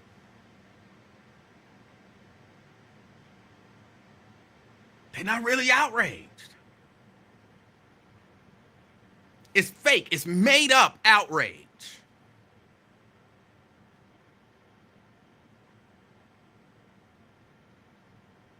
Ooh, I'm so mad. Oh, I'm so mad that somebody would say such a thing. How dare somebody say such a thing? Oh, your dude said it. Well, context. You have to think about the context of what he was saying. Like, he was saying that he heard that on the convention floor, and so he's just said it, as something to say, but he didn't really mean it. It's different than when Joe said it, because Joe meant it. He didn't really mean it. It's different. It's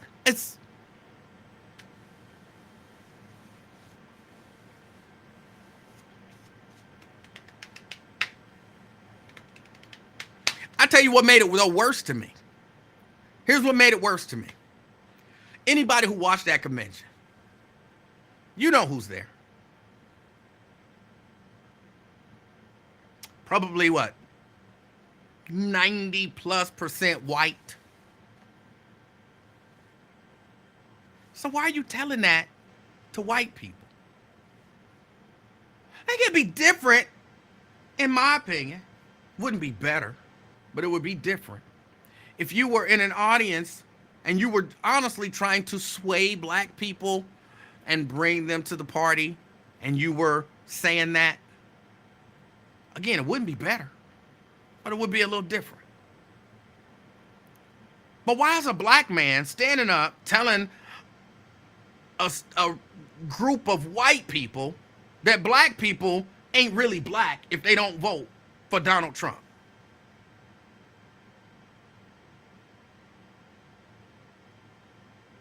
Why would you tell that to white people?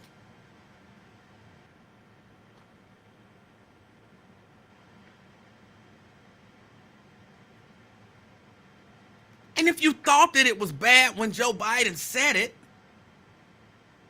why would you say it?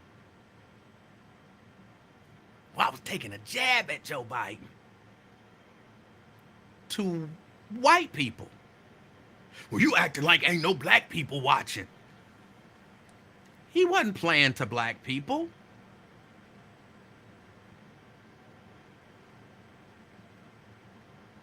Go back and watch the speech if you feel like it. It's only 5 minutes long. It's only 5 minutes long.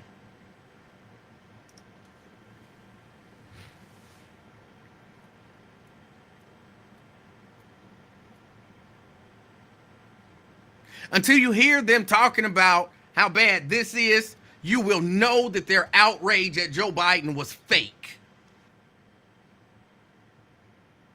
They're not mad at Joe for saying what Joe said. They thought that that might actually influence some people, and so they had to be outraged about it. Because they want you to vote Republican. They're not really outraged about most of the stuff that they pretend to be outraged about. They want you to vote Republican.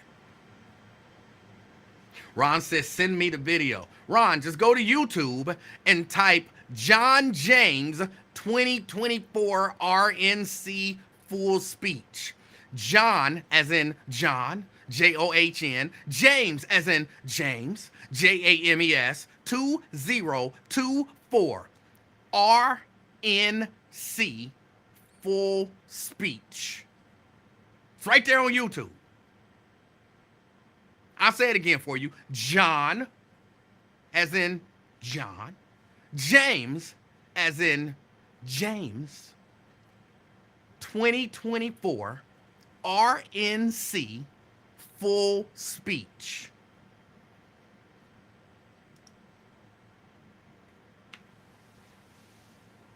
And then I want to hear you mad, Ron. I want you calling in, cussing, and all of that good stuff behind what John James said.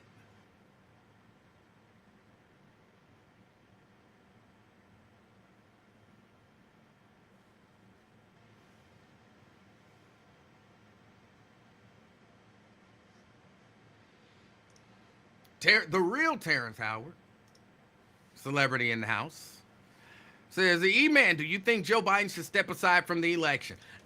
Maybe. Maybe. I was going to say no. But if he step aside before the convention, maybe, yes. If you go through the convention, you get to the convention, no. No. Because you got to have some opportunity for whoever the new candidate to build that excitement. And the convention is the time for that. So if he going to do it, he need to do it now. I don't necessarily think it's a good idea. I don't even think the Democrats should publicly be having that conversation.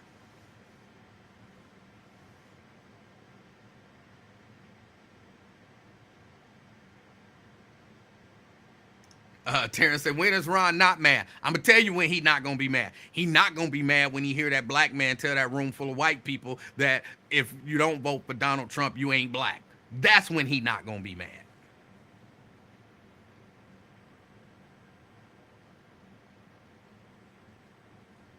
That's when he not going to be mad.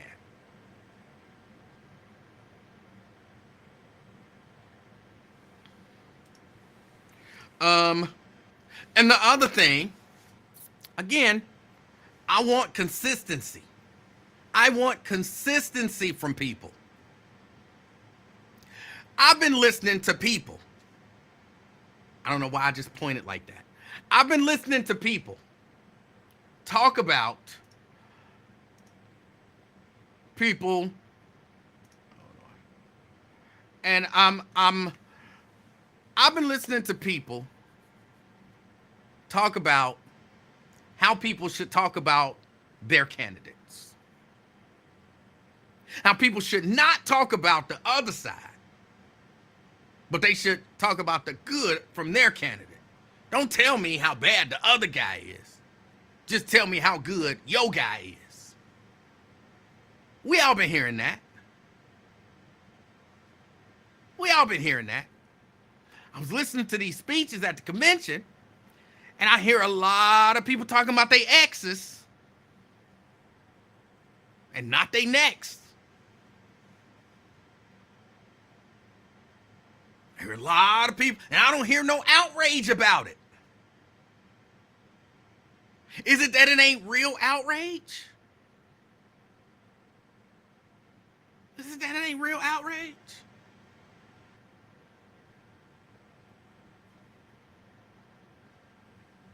But I've been hearing a lot of it. They're all talking about Joe Biden. You give them a 5-minute speech, 4 minutes of it gonna be about Joe Biden. 30 seconds of it is gonna be about them, and then 30 seconds of it is gonna be they not saying this, but hold your nose and vote for Trump. But I thought that was bad.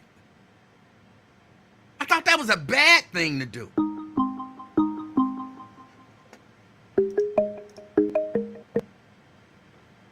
Marquetta.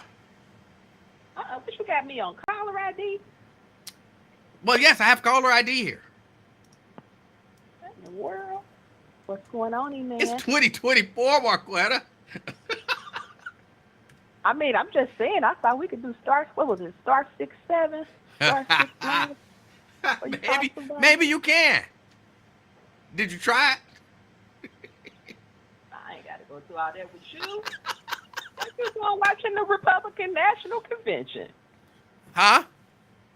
What are you doing watching the Republican National Convention? Wasn't nothing else on TV? Don't you got Netflix? I got everything, but I like to be aware. I like to be aware. Here now, who is the man that said who is this person that said if you're not black you're not voting Trump? What you say you said? John James. He's a black guy. He's a representative out of Michigan. And he said if you don't vote for Donald Trump, you ain't black. And who he say that to? The Republican convention. All them white people down there on the floor. I watched a little bit of it. I saw the black men talk, but I don't remember seeing that guy. I know I seen the one fat black Christian who said that should be thankful for slavery. I know I saw him speak, but I didn't really pay no attention. I would just say none of the politicians should be trying to determine black Americans who are descendants of slaves ethnic identity. That is not for them to call out, whether it's Republican or Democrat. Hello? I agree. Now, I'm going to go ahead and go with you today on some points because you know me, I'm not, what you say, fake outrage and fake black? Is that what you called it? It's been called selective outrage. Okay. Well, so I'm always mad. I ain't selective or nothing. I'm always upset. Can you tell? No, I can't. I always just thought you was passionate. No, I'd be mad. Oh. I'm real paying attention. My thing is, in my opinion, you know, everybody has their opinion. Everybody's entitled to their opinion. I'm not into either of these people. I'm not even understanding, like I told you last time, this die-hard loyalty that we have for either brand, as neither brand during their presidency has made black Americans a priority. And the way that you make black Americans a priority is by establishing reparations. That's why we have so much crime and inner conflict. We don't have money. We don't have equity in our communities. Now, when I talk about, are you familiar with BlackRock? BlackRock? Mm-hmm. No. BlackRock is one of the world's largest asset managers. I think they got like $9 to $10 trillion in assets. Basically, they are the real estate investment trust funds that's buying up all of these residential properties and driving up the cost of housing. They support Biden. Now, I've been watching Roland Martin, and he's really upset that the Democratic bigwigs is trying to push Biden off of the platform. Who would they replace him with? Well, I If mean, Kamala Harris is yeah, if he running, she stepped would down right always. now, they got to replace him with Kamala. I don't think he should. That would be the only logical person. I mean, who else have they established? Who else would? And why so late in the game with people from your own camp? I watched and read an article. Somebody said that they were going to withdraw a $90 million Democratic donation unless Biden steps down.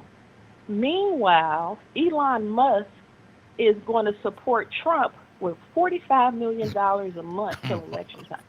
Yes. Do you know who Blackwater is? Yes. Okay, so Trump, while he was in office, and I always talk about war crimes and the fact that we have so many American combat troops who commit war crimes. When Trump was in office, he exonerated a Blackwater trooper of war crimes. He was somebody who was terrorizing people in Iraq or something like that. And Trump, he gave him a presidential pardon. Blackwater supports Trump. Okay. So on one hand, you got this Asian Caucasian that is looking to establish Project 2025. That's why he chose J.D. Vance, because J.D. Vance is a big proponent of the Heritage Foundation. And a lot of people are just getting hip to the Heritage Foundation. But the Heritage Foundation been in your public schools redefining what slavery is. In Texas, they adopted the Heritage Foundation's thesis, that we were just indentured servants, we came over here as migrants, we were happy, etc.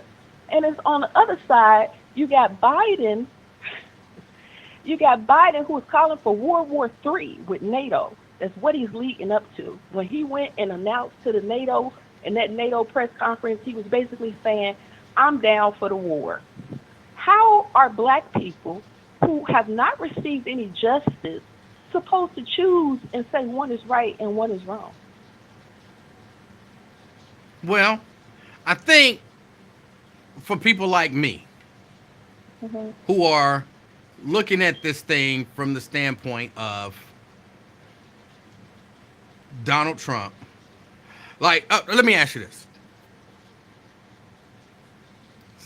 I'm unsure of how this is going to go. Don't be saying nothing crazy. Go ahead. No. You live in America, right? Yes, sir, I do. I'm an American citizen. Sure. Yes, sir. Go ahead. And you enjoy some of the benefits of living in America. Eye to eye, station to station. That's huh? Right. Eye to eye, station to station. All right. Do you believe that? Do you want things, when I say stay how they are, the form of government that we have, would you like to see that kind of stay the same? No. No. So would you No. prefer what we have now or like a legit dictator? I don't want a dictator. I don't believe in dictatorships, but I'm not sure how what we have now is not a dictatorship. So you believe what we have now is potentially a dictatorship?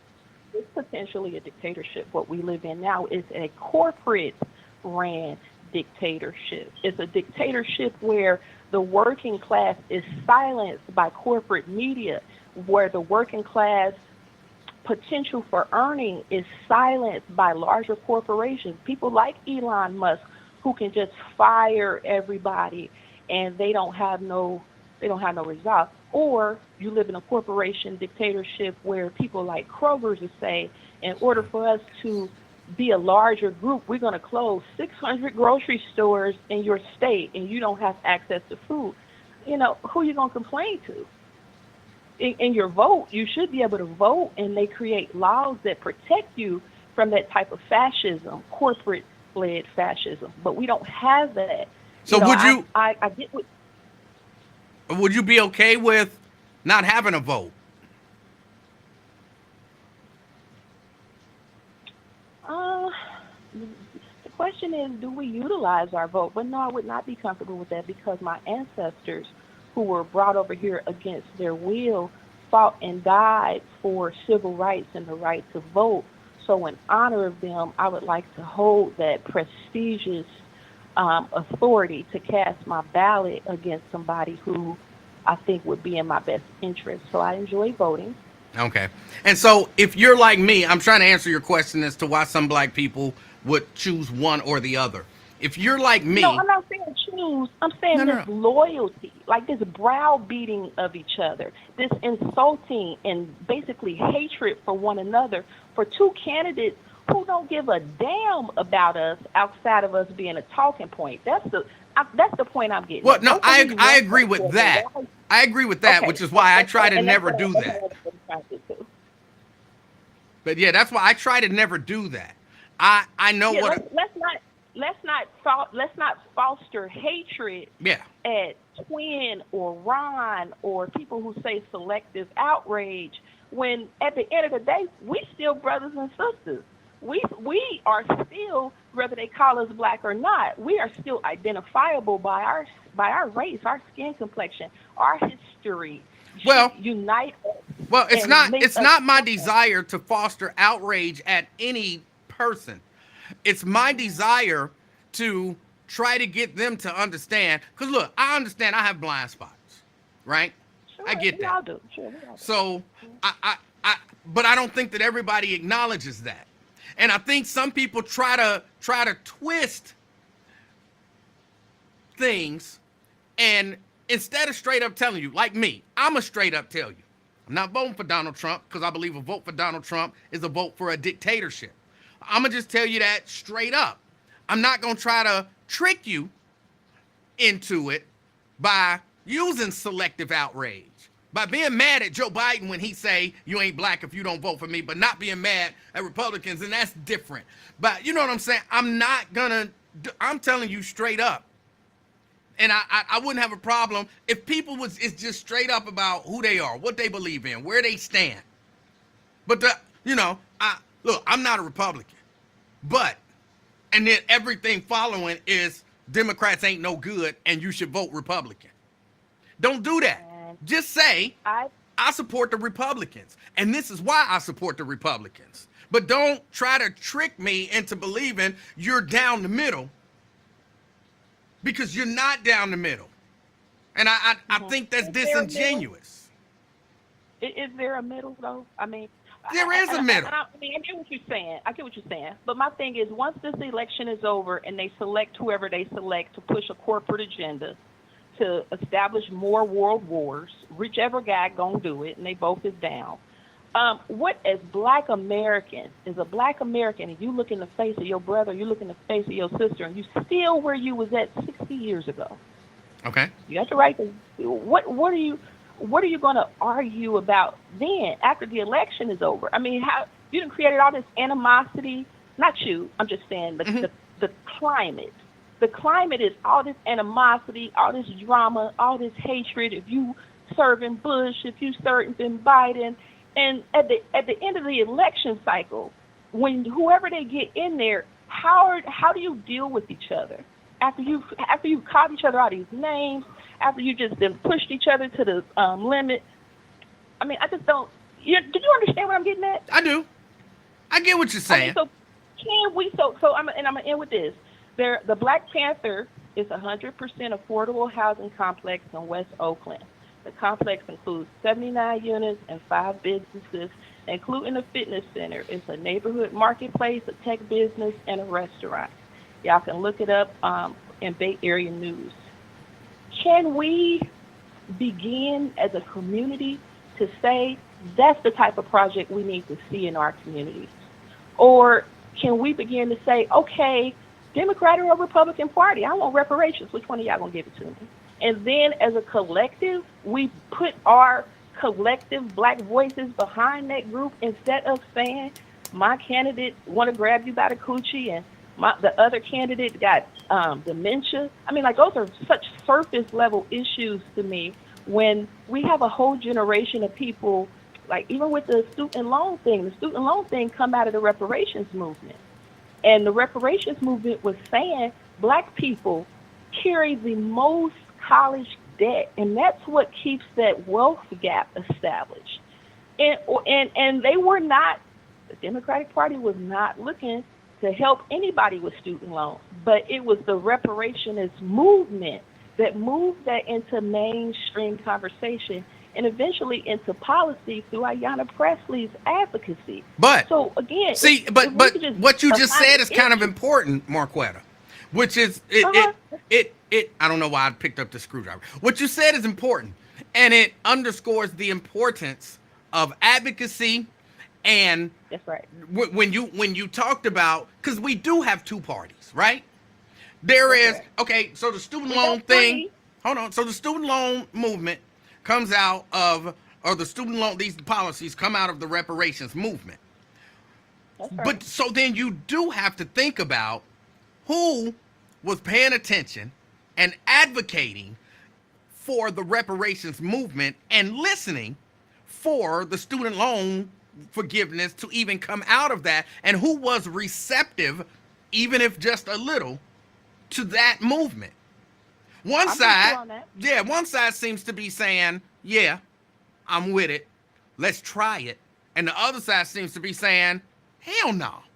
So, I mean, we do have choices, and neither side is We perfect. also have a third party. You know, again, we get so caught up with the Republican and Democrat. There are third party candidates. I've always told y'all for years I support Jill Stein.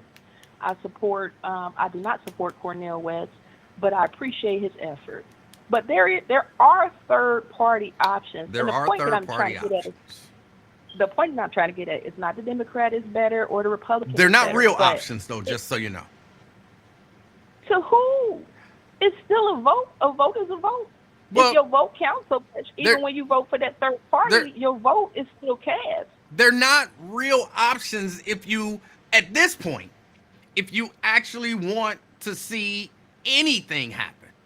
They're not real options. I would just continue to impress upon Black Americans the state of Black America that we are in. And I do not see either candidacy putting us in a better spot or position. $300 on what did you say they gave us? They gave us $250 in advance of our tax return. So that was supposed to lift Black American children, half of us, out of poverty. But where? Where are those poverty indicators showing that they've been lifted out of poverty? And if it only Nowhere. takes $250, why can't we get that $1,500 that migrants get every month? And that Nowhere. $9,000 bonus that they get every year? I'm just saying. I'm not saying the Republicans You're are right, any and that's better. why I say they all be playing games. They all be Okay, so playing let's games. stop beating up each other. Let's start talking to each other with some respect as Black Americans who have been oppressed and subjugated in this country, who are at risk of either mass illegal immigration coming in and wiping you out, or the Project 2025 people coming in and saying, you as a single mother and your children or whatever are no longer citizens, because that's basically what they're getting at. They're attacking Black women through Project 2025 and the single motherhood. And in my opinion, you do well as a single mother sometimes. It's the community, when you send your child out there, that be the problem. But, you know, Emanuel, like I said, we are in serious trouble. Don't nobody come here with good thoughts about Black Americans. Asians don't, Mexicans don't, Indians just as racist as white folks. Nobody come here with us as a colleague or a friend, holding hands, kumbaya. They looking to get what they can get to get over on top of us. And if that means stepping on us and pounding us into the ground, that's what they will do, Democrat or Republican. And Black Americans need to stop fighting each other and start fighting for themselves. That's what I wanted to call in and say. All right. I appreciate your call. Yeah, that's everybody. Heck, that's me too. You put me life or death. It's either you or him. With everything I got, it's gonna be me.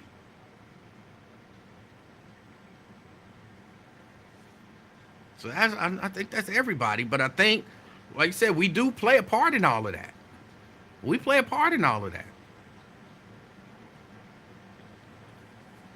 It's hard for the world community to take us serious when we look at the images that we show of what is perceived to be us to the rest of the world. How do I take you serious when what you are to me is some ass shaking, sleep with your man, sell you some drugs, kill you if I have to, whatever people. And then I'm going to come over here and say, hey, I want to partner with him. I want to partner with her. No. All of this stuff plays a part. Nate. Well, you know, people come on here and say all kind of stuff, and I don't expect you or no person can know everything. You know, we're not Google, and we shouldn't be expected to be able to instantly contradict everything somebody says. But it really burns me up when people call in here with this fake, oh, I'm just about bringing our people together. Oh, I'm just about us being unified. Oh, I'm just about us, at one point in time, I'm just about us being on facts and not being on emotion. And of course I'm talking about your last caller. Because, and before I forget this, you know, you addressed it earlier in the show after I posted that comment. See, some people can say, Emanuel Livingston is mean-spirited. I ain't going to never listen to his show. I ain't going to never call and participate. They can write letters to radio stations. They don't have the facts. And then if you say, well, you acting very emotional. You're acting very, they'll say, oh, now you being a sexist. You just saying that because I'm a woman. No, I'm saying it because certain people take liberty. They take advantage of you being so nice that you won't check them. And I get it. You know, we want to have as many people participating, and we want to be as friendly as we can be to people when necessary. I just don't like certain things that certain people do, and so I feel like it's almost my obligation to call and respond to some of that foolishness. Marquetta Denise just got off the phone spewing. Now, first of all, she says, well, you know, they saying that little $250 or $300 a month per child. So somebody like Twin, who got 5 baby mamas, I don't know how many children he said he got, they made a whole bunch of money off that advanced earned income child tax credit. You get what I'm saying? So that's real money to those people. Who are you to say, oh, that ain't nothing? That's something to them. Who are you to be so elitist to just thumb your nose at that? Then you say, well, you again, if you didn't come off as I'm the one with the facts, and y'all the ones with the emotions, it'd be one thing. But you present yourself as I'm a factual person. So it would be very easy for you to go to Google and look up earned income child tax credit poverty rate decline. Maybe you put your own search terms in there, but you could just use those. Those are just a suggestion. And you'll see that while the Democrats and Biden said we want a little $250, $300 per child to go to these people that disproportionately help black people, and there are numbers that show that black people under Biden were coming up out of poverty.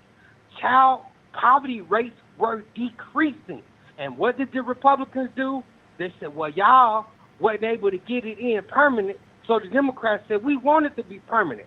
They said, we want the tax breaks for the rich to be permanent. And the Democrats said, no, we're not doing it. So the Republicans prevailed and were able to stop the little $250, $300 per child payments from going out to people. That hurt people. Now, You might be wealthy, you might be well off, or you might not even have no children. So you say, well, I didn't get that money, it didn't benefit me. So who are you, though, to say, pretend you're for what's best for black people and for poor people, and especially for poor black people, but take a tool that was working to decrease poverty and say that ain't nothing. And you keep saying something that, and by you I mean you, Emanuel. You keep saying something, and then people just keep making you a truth teller, because just like Twin couldn't get worked up over the guy out of Michigan saying you ain't black if you don't vote for Trump, Marquetta can't never seem to get worked up over the Republicans and the Republican-leaning people. So, in other words, when they were talking about people like me calling us, y'all on the plantation, y'all low IQ, y'all think with your heart and not with your head, y'all ain't tough enough. This is the stuff that they've been saying for years. I never heard this individual who just got off the phone say, you know what, that ain't good for black people. We ought to come together. So they do this every 2 years, and they put they go into overdrive every 4 years. But every time it's close to an election, all of a sudden they try to tell people who are pushing the Democrats, who have a track record of being best for black people, they go to tell, y'all shouldn't be saying nothing. Just let's all come by, y'all. Let's all just get together and let's all tone it down. Damn that. So even she had to say that the student loan debt relief, according to her, came out of the reparations movement. But no sooner than she could get that out of her lips, then she turns around and says, but that ain't nothing. See how they downplay everything. Now, I have yet to hear them tell us some policies. If you want to keep it a policy discussion, what were the policies that Donald Trump did? Donald Trump didn't give billions and billions of dollars to black college students that would help us equalize the playing field. You know, when I was growing up, I remember the older people always saying, education is the key. Education is the key. And so that's why people are like, well, I can't speak for you, but I think that's why I went to college, because it was instilled in me how important education is if you want to get ahead. Now, and my daughter has taken advantage of that, got a PhD, went to a black college. So, of course, I'm going to be very excited and very passionate about somebody who says, I'm going to give billions of dollars to HBCUs and actually does it, versus somebody who says, I'm your friend, and what the hell do you have, what did he say? What the hell do you have to lose by voting for me? Well, maybe if we'd have went with the Democrat in the first place, them black colleges and them black college students would have had that money 4 years during the 4 years that you was in office. So I don't like that that they want. They're not honest brokers. They can't give credit to Biden or to Democrats and then just leave it there. It's always got to be well, they did do this, but that ain't nothing. Well, they did do this, but that ain't. But we ain't perfect. But we ain't all the way equal. We ain't all the way even. No. She told a flat out lie. Joe Biden has never called for World War III. That's just a flat out lie. That's just that's heated rhetoric. Joe Biden, and another thing that I keep hearing, some of these people radicalize Ron, telephone twerking twin. Yeah, I'm gonna call them the names. Those are good names I came up with, and I'm gonna keep on using them. And I believe that they're sticking, because the guy is acting like he's been radicalized. The guy is calling every show, every podcast, doing a version of twerking. He's telephone twerking for entertainment, for attention, or for whatever his purpose is. So, no, Biden never called for World War III. Then they got this thing I've been watching. You asked Twin, have you been watching the convention? I've been watching it. I watched less of it last night than the first night. And one of the things that the Negroes have picked up on is there were no wars under Trump. All our troops were at home. They were doing training and relaxing. That's a lie. Then who did Joe Biden bring home from Afghanistan? And we didn't have no wars. We didn't have no conflicts. Of course we had wars. Of course we had conflicts. And they say they pro-black, but we got conflicts right now in Africa. Why don't they never talk about that? So I just think it's a flat-out lie to say Biden is calling for World War III. This stuff about Elon Musk. Why they don't never? It's amazing to me how Donald Trump has got these Republicans now. They mad about electric cars. We don't want no electric cars. Electric cars are bad. Who told you electric cars were bad? The same guy who told you sharks are bad? The guy who's scared of windmills and says if you go to any windmill, he said this, if you go to any windmill, at the base of the windmill, you'll find a pile of dead eagles. I bet you some windmills. Unless the cleanup crew got there before me, there wasn't even one dead eagle, let alone a whole pile of them. So now they're against electric cars. Why? Because Donald Trump is? And who's scamming who? Who's conning who? If Donald Trump was really, really, really against electric cars, do you think Elon Musk would be giving him $45 million a month? Of course not. And so I want to scream at the top of my lungs, pull the blinders off your eyes, you dumb N-words. This man, they playing you. So, as you said, all this insulting and hatred of each other. What are we going to do the day after the election? I'm just against black people. She herself has insulted black people. She herself has used divisive rhetoric and language. I mentioned some of it, but it's a whole lot more if people think about it. So y'all just fake. You call in, you're talking this stuff. I'm with Biden. I've got plenty of reasons. I've given you some over the course while we've been discussing the election.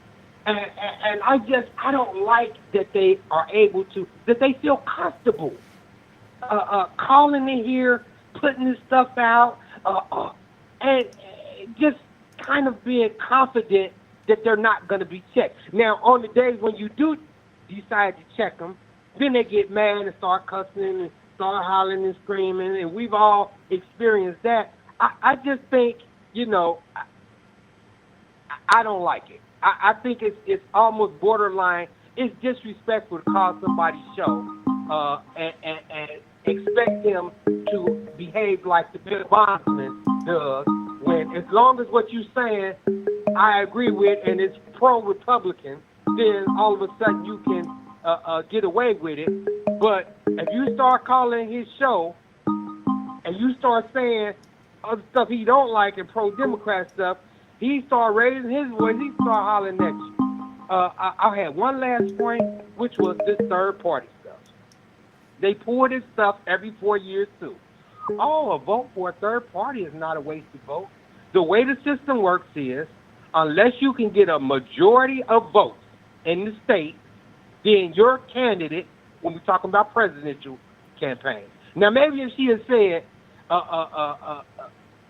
it's okay to vote for third party when you're talking about a local candidate, because in certain cities, not in Cincinnati and not in Toledo, you can get a third-party person in office. But if you're voting for somebody who ain't got a chance in hell of winning office and being able to do something with that office, that's why we vote to put people in office. so that they can do certain stuff.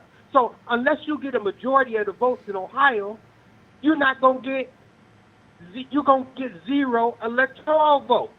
So you voting, especially in where the race is close, you vote for a third party is kind of, I know you don't like, I think I've heard you say you don't like this. It is a vote for Trump because one of the two is going to win. And so I know she understands that. I know she knows that. And so it's just dishonest. And, and you put on this little flattering voice, and you keep your voice down to your tone down. But then you come and insult us by saying, well, Jill Stein, she had a chance. I'm getting Oh, you're breaking up really bad. Well, you can't be president if you can't win not one state. So a vote for Jill Stein or Dr. Cornel West is a wasted vote because they can't win a single state. They can't, or Robert Kennedy, they can't win a state. Therefore, they can't be the president. So it's just nonsense. It's just nonsense. Hey, where's the black agenda? Shouldn't Travis Smiley, or you know what? I'm gonna try to keep it so that my phone don't break up. But Minister Louis Farrakhan says he's got a whole nation, right? He got a nation dedicated to Islam, the Nation of Islam. Why hasn't the Nation of Islam put forward a Black Project 2025? I remember a couple of years ago, Travis Smiley put out the Black Agenda. I went and bought the book. I believe it's back there in my library right now. Where is our Black Project 2025? So while Marquetta Denise deal with all these intellectuals, why y'all so far behind the curve? I don't believe white people are smarter than us. I don't believe they're more sophisticated. I don't believe they're more strategic. But when it comes time, y'all give us Ice Cube, and they got the Heritage Foundation. Something ain't right. It's a setup. I'm going with Biden. I believe the Democrats have proven themselves. They've earned our vote. They've done plenty to make Black America better. And it's a damn lie to say that Black America as a whole, as a collective, has not advanced anywhere over the last 50 years or even over the last 15 years. That might be you and your household. That ain't me and my household. And that ain't what I see. And that ain't what the numbers say about Black America. Thank you. All right. Yeah, I got to get out of here. And twin, I don't have three-way, number one. Number two, you already talked. All right. I got to get out of here. I will watch more of the convention speeches. And, we'll see what happens. I want the same passion when I see stuff that people are saying shouldn't happen, and it happens. Democrats do it. I want the same passion. Now, if somebody get up at the Democratic convention and says, "Hey, if you don't vote for Joe Biden, you ain't black," I'm gonna be saying the same thing.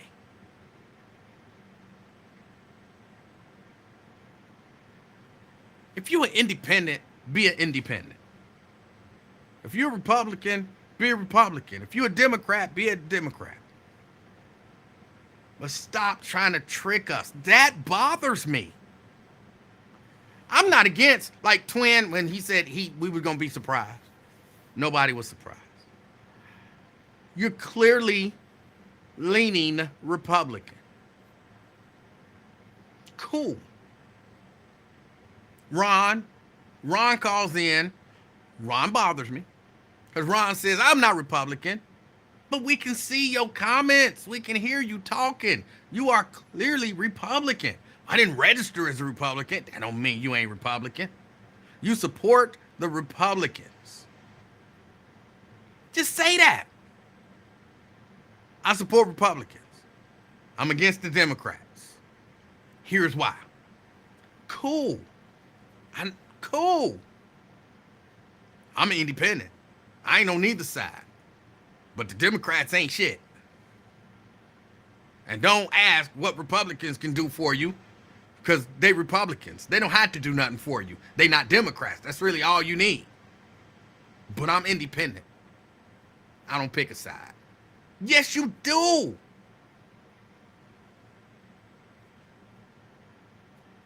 That's all I'm saying. Just, that bothers me. I didn't even get a chance to talk about, what's his name? Steve Riley? Is that his name?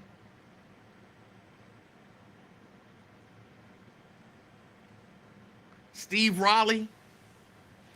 Allegedly getting into a fight at the Montgomery Inn boathouse and beating up 2 old people. This is alleged. I'm not saying that it happened, but allegedly Steve Riley, the chief meteorologist at Channel 9, I think he the chief meteorologist.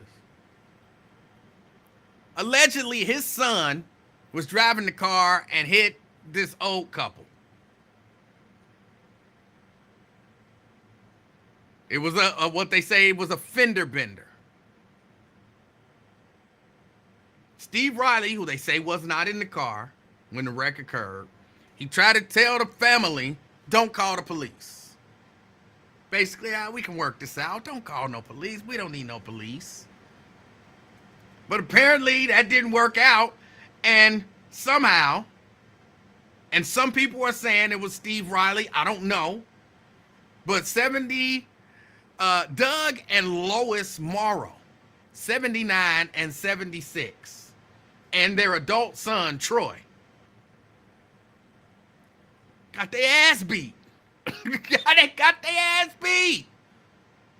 Concussions and brain contusions and staples to their head. They got their asses beat. And allegedly, Steve was a part of the ass beating.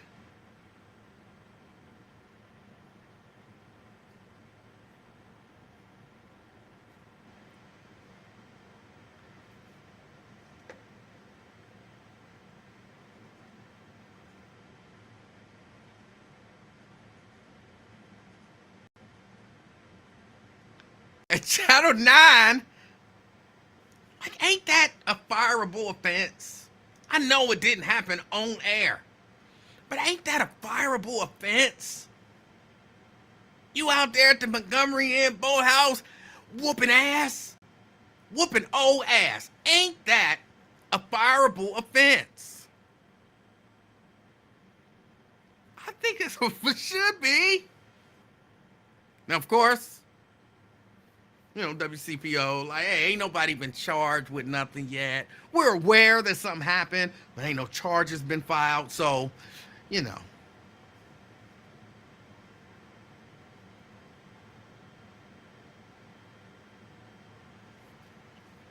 Chris says, show the video. I missed it. I can't show the video right now. Again, I'm limited in kind of what I can do right now.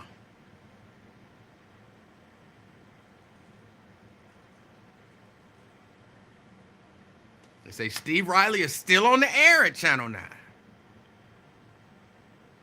Channel 9 released a statement. We are aware of the incident involving Steve Riley's family. Steve shared his side of the incident with our leadership. The video does not show the incident from start to finish.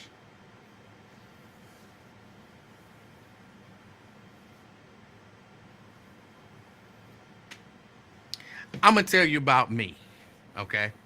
I'm going to tell you about me. If Jericho says there's a video, yes, a video.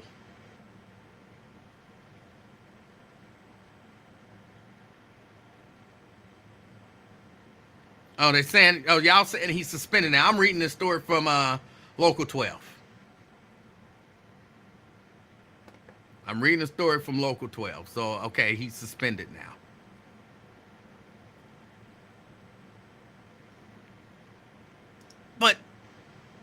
come on, for real. If that, just imagine Emanuel Livingston when I worked for the Buzz down there at the boathouse. My daughter hit somebody's car, and I go out as two old people, and I just straight beat their ass. There's video of them on the ground bloodied. They're on the ground bloodied. And I say to the management at the Buzz, like, hold on, you didn't get the whole story. You think Emmanuel's still going to be working at the Buzz? They fired me because, you know, I wouldn't take a shot. They show as hell, oh, you're suspended until the investigation. No. You fired. You beat some old people ass, bro.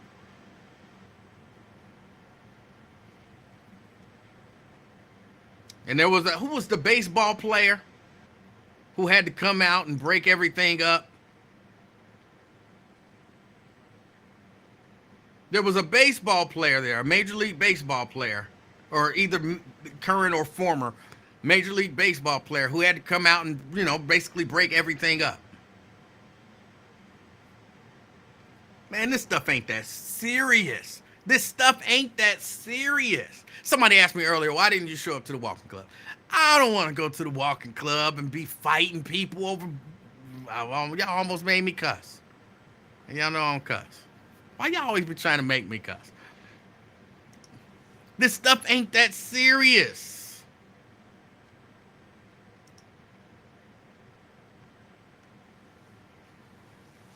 So I didn't get a chance to talk about that. I didn't get a chance to play Ron DeSantis. I think we all okay with that. Ron DeSantis did 4.5 minutes on how bad Biden is.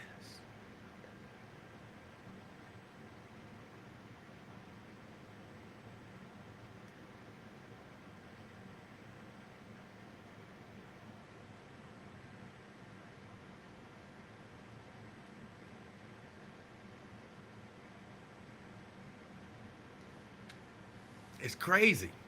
It was Kevin Youkilis. He's a former MLB player. He's a UC graduate.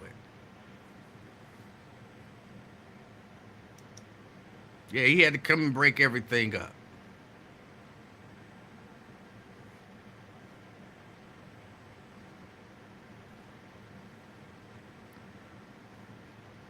It's wild.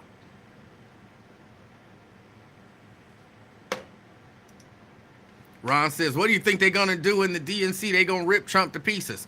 No, I agree. I'm not saying DeSantis was wrong for doing that. But I'm saying if the position is, because I've heard this position floated by a lot of independent Republicans, that you shouldn't be talking bad about Trump. You should be talking good about your candidate. Don't talk bad about the other party, talk good about your party. But I ain't heard none of that since this Republican convention started. My argument is that's not reasonable. It's not the way people campaign. But I didn't do thumbs up. My argument is that's not reasonable. That's not the way people campaign. But some people don't feel that way.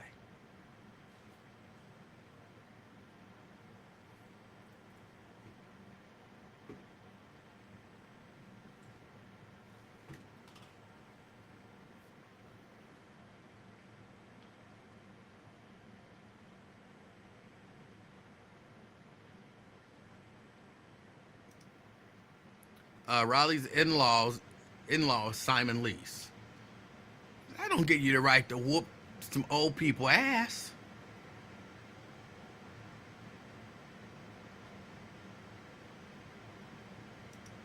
Oh, I don't like the way y'all be wording some of the stuff y'all be saying. Just make sure your A is prepared for me tomorrow. I don't like that. You could have just said, just make sure you're prepared for me to call tomorrow. Why you got to bring my A into it? That makes it sound like you're going to be calling me first thing in the morning for something different. I don't like that.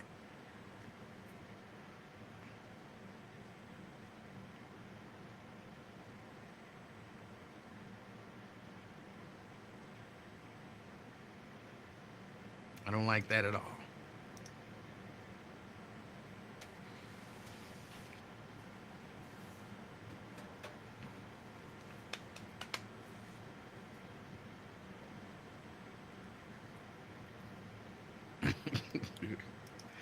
uh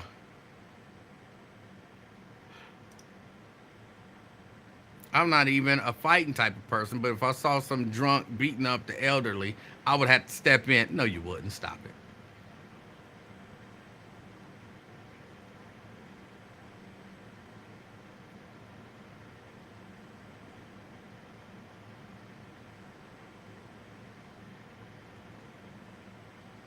I see. Stop, Ron. Stop.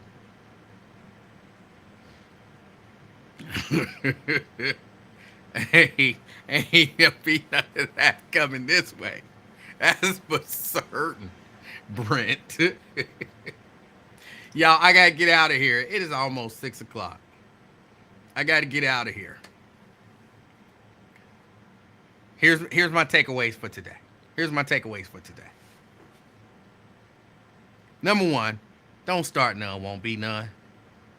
Don't call people names. Don't call people names.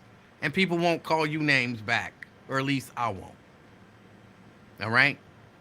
Let's do what Marquetta said and be kinder to each other. Let's be kinder to each other. We can disagree. We can vehemently disagree without being,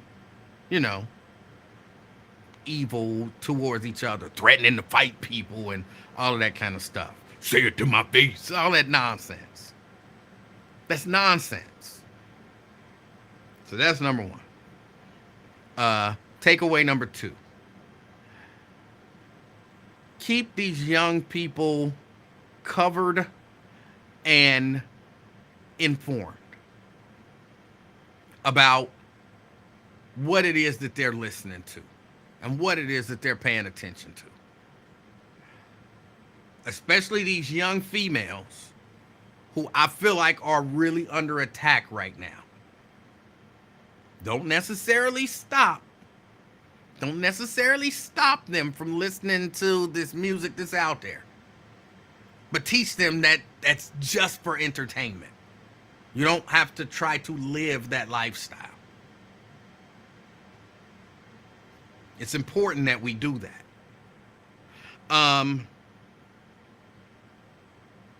Takeaway number 3, try to be consistent. Try to be consistent on the political tip.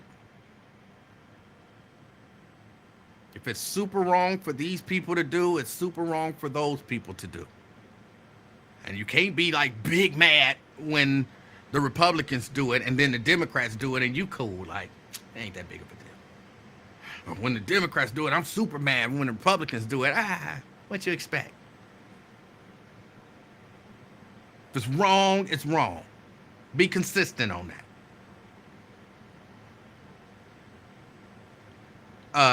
Takeaway number 4. Be honest. Be honest about who you are and where you stand. When you start making arguments about this stuff. And I'm not saying that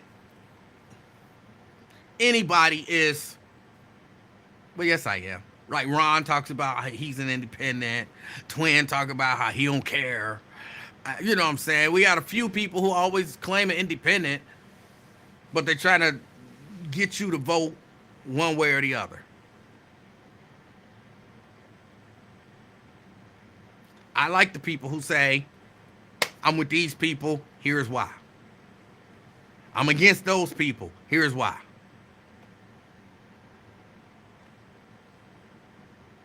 I think that's about it. I think those are all the takeaways. Mayo Sabbath, all right, time to prepare Mr. Jones' dinner. Stop it. You ain't fooling nobody. I don't know why that upset me so. Your ass know you ain't cooking. It's time for you to tell the maid what to cook. You ain't got to get off the phone or in front of the TV or nothing to do that. Like you going to actually cook. No, it's time for me to prepare dinner. Stop. It's time for you to tell Rosa, make some meatloaf.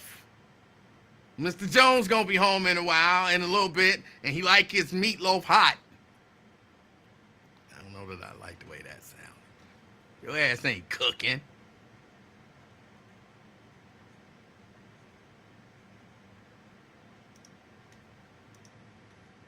Ron, talk about I'm a registered independent.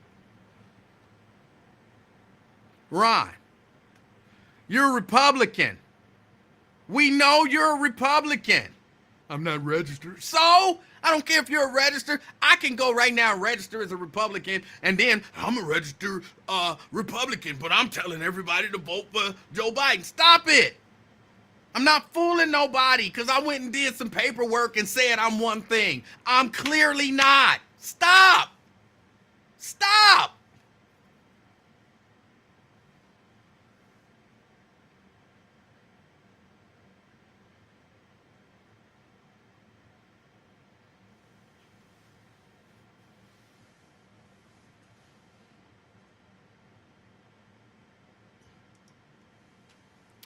Mr. Jones don't eat meatloaf, and I do cook. And who the hell is Rosa?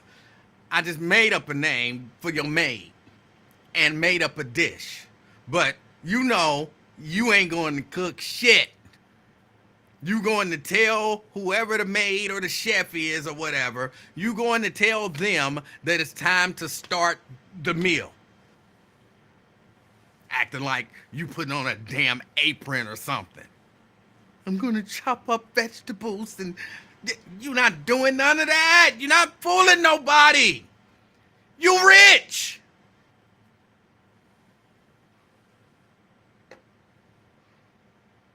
I don't know why she got me upset. Because we not crazy. We're not crazy. I don't know why that upset me so. Just move on, Emanuel. Move on. Let's move on. Move on. I gotta get out of here. I ain't got no maid, and Mrs. Livingston done cooked. She cooked. She didn't order a damn maid to cook.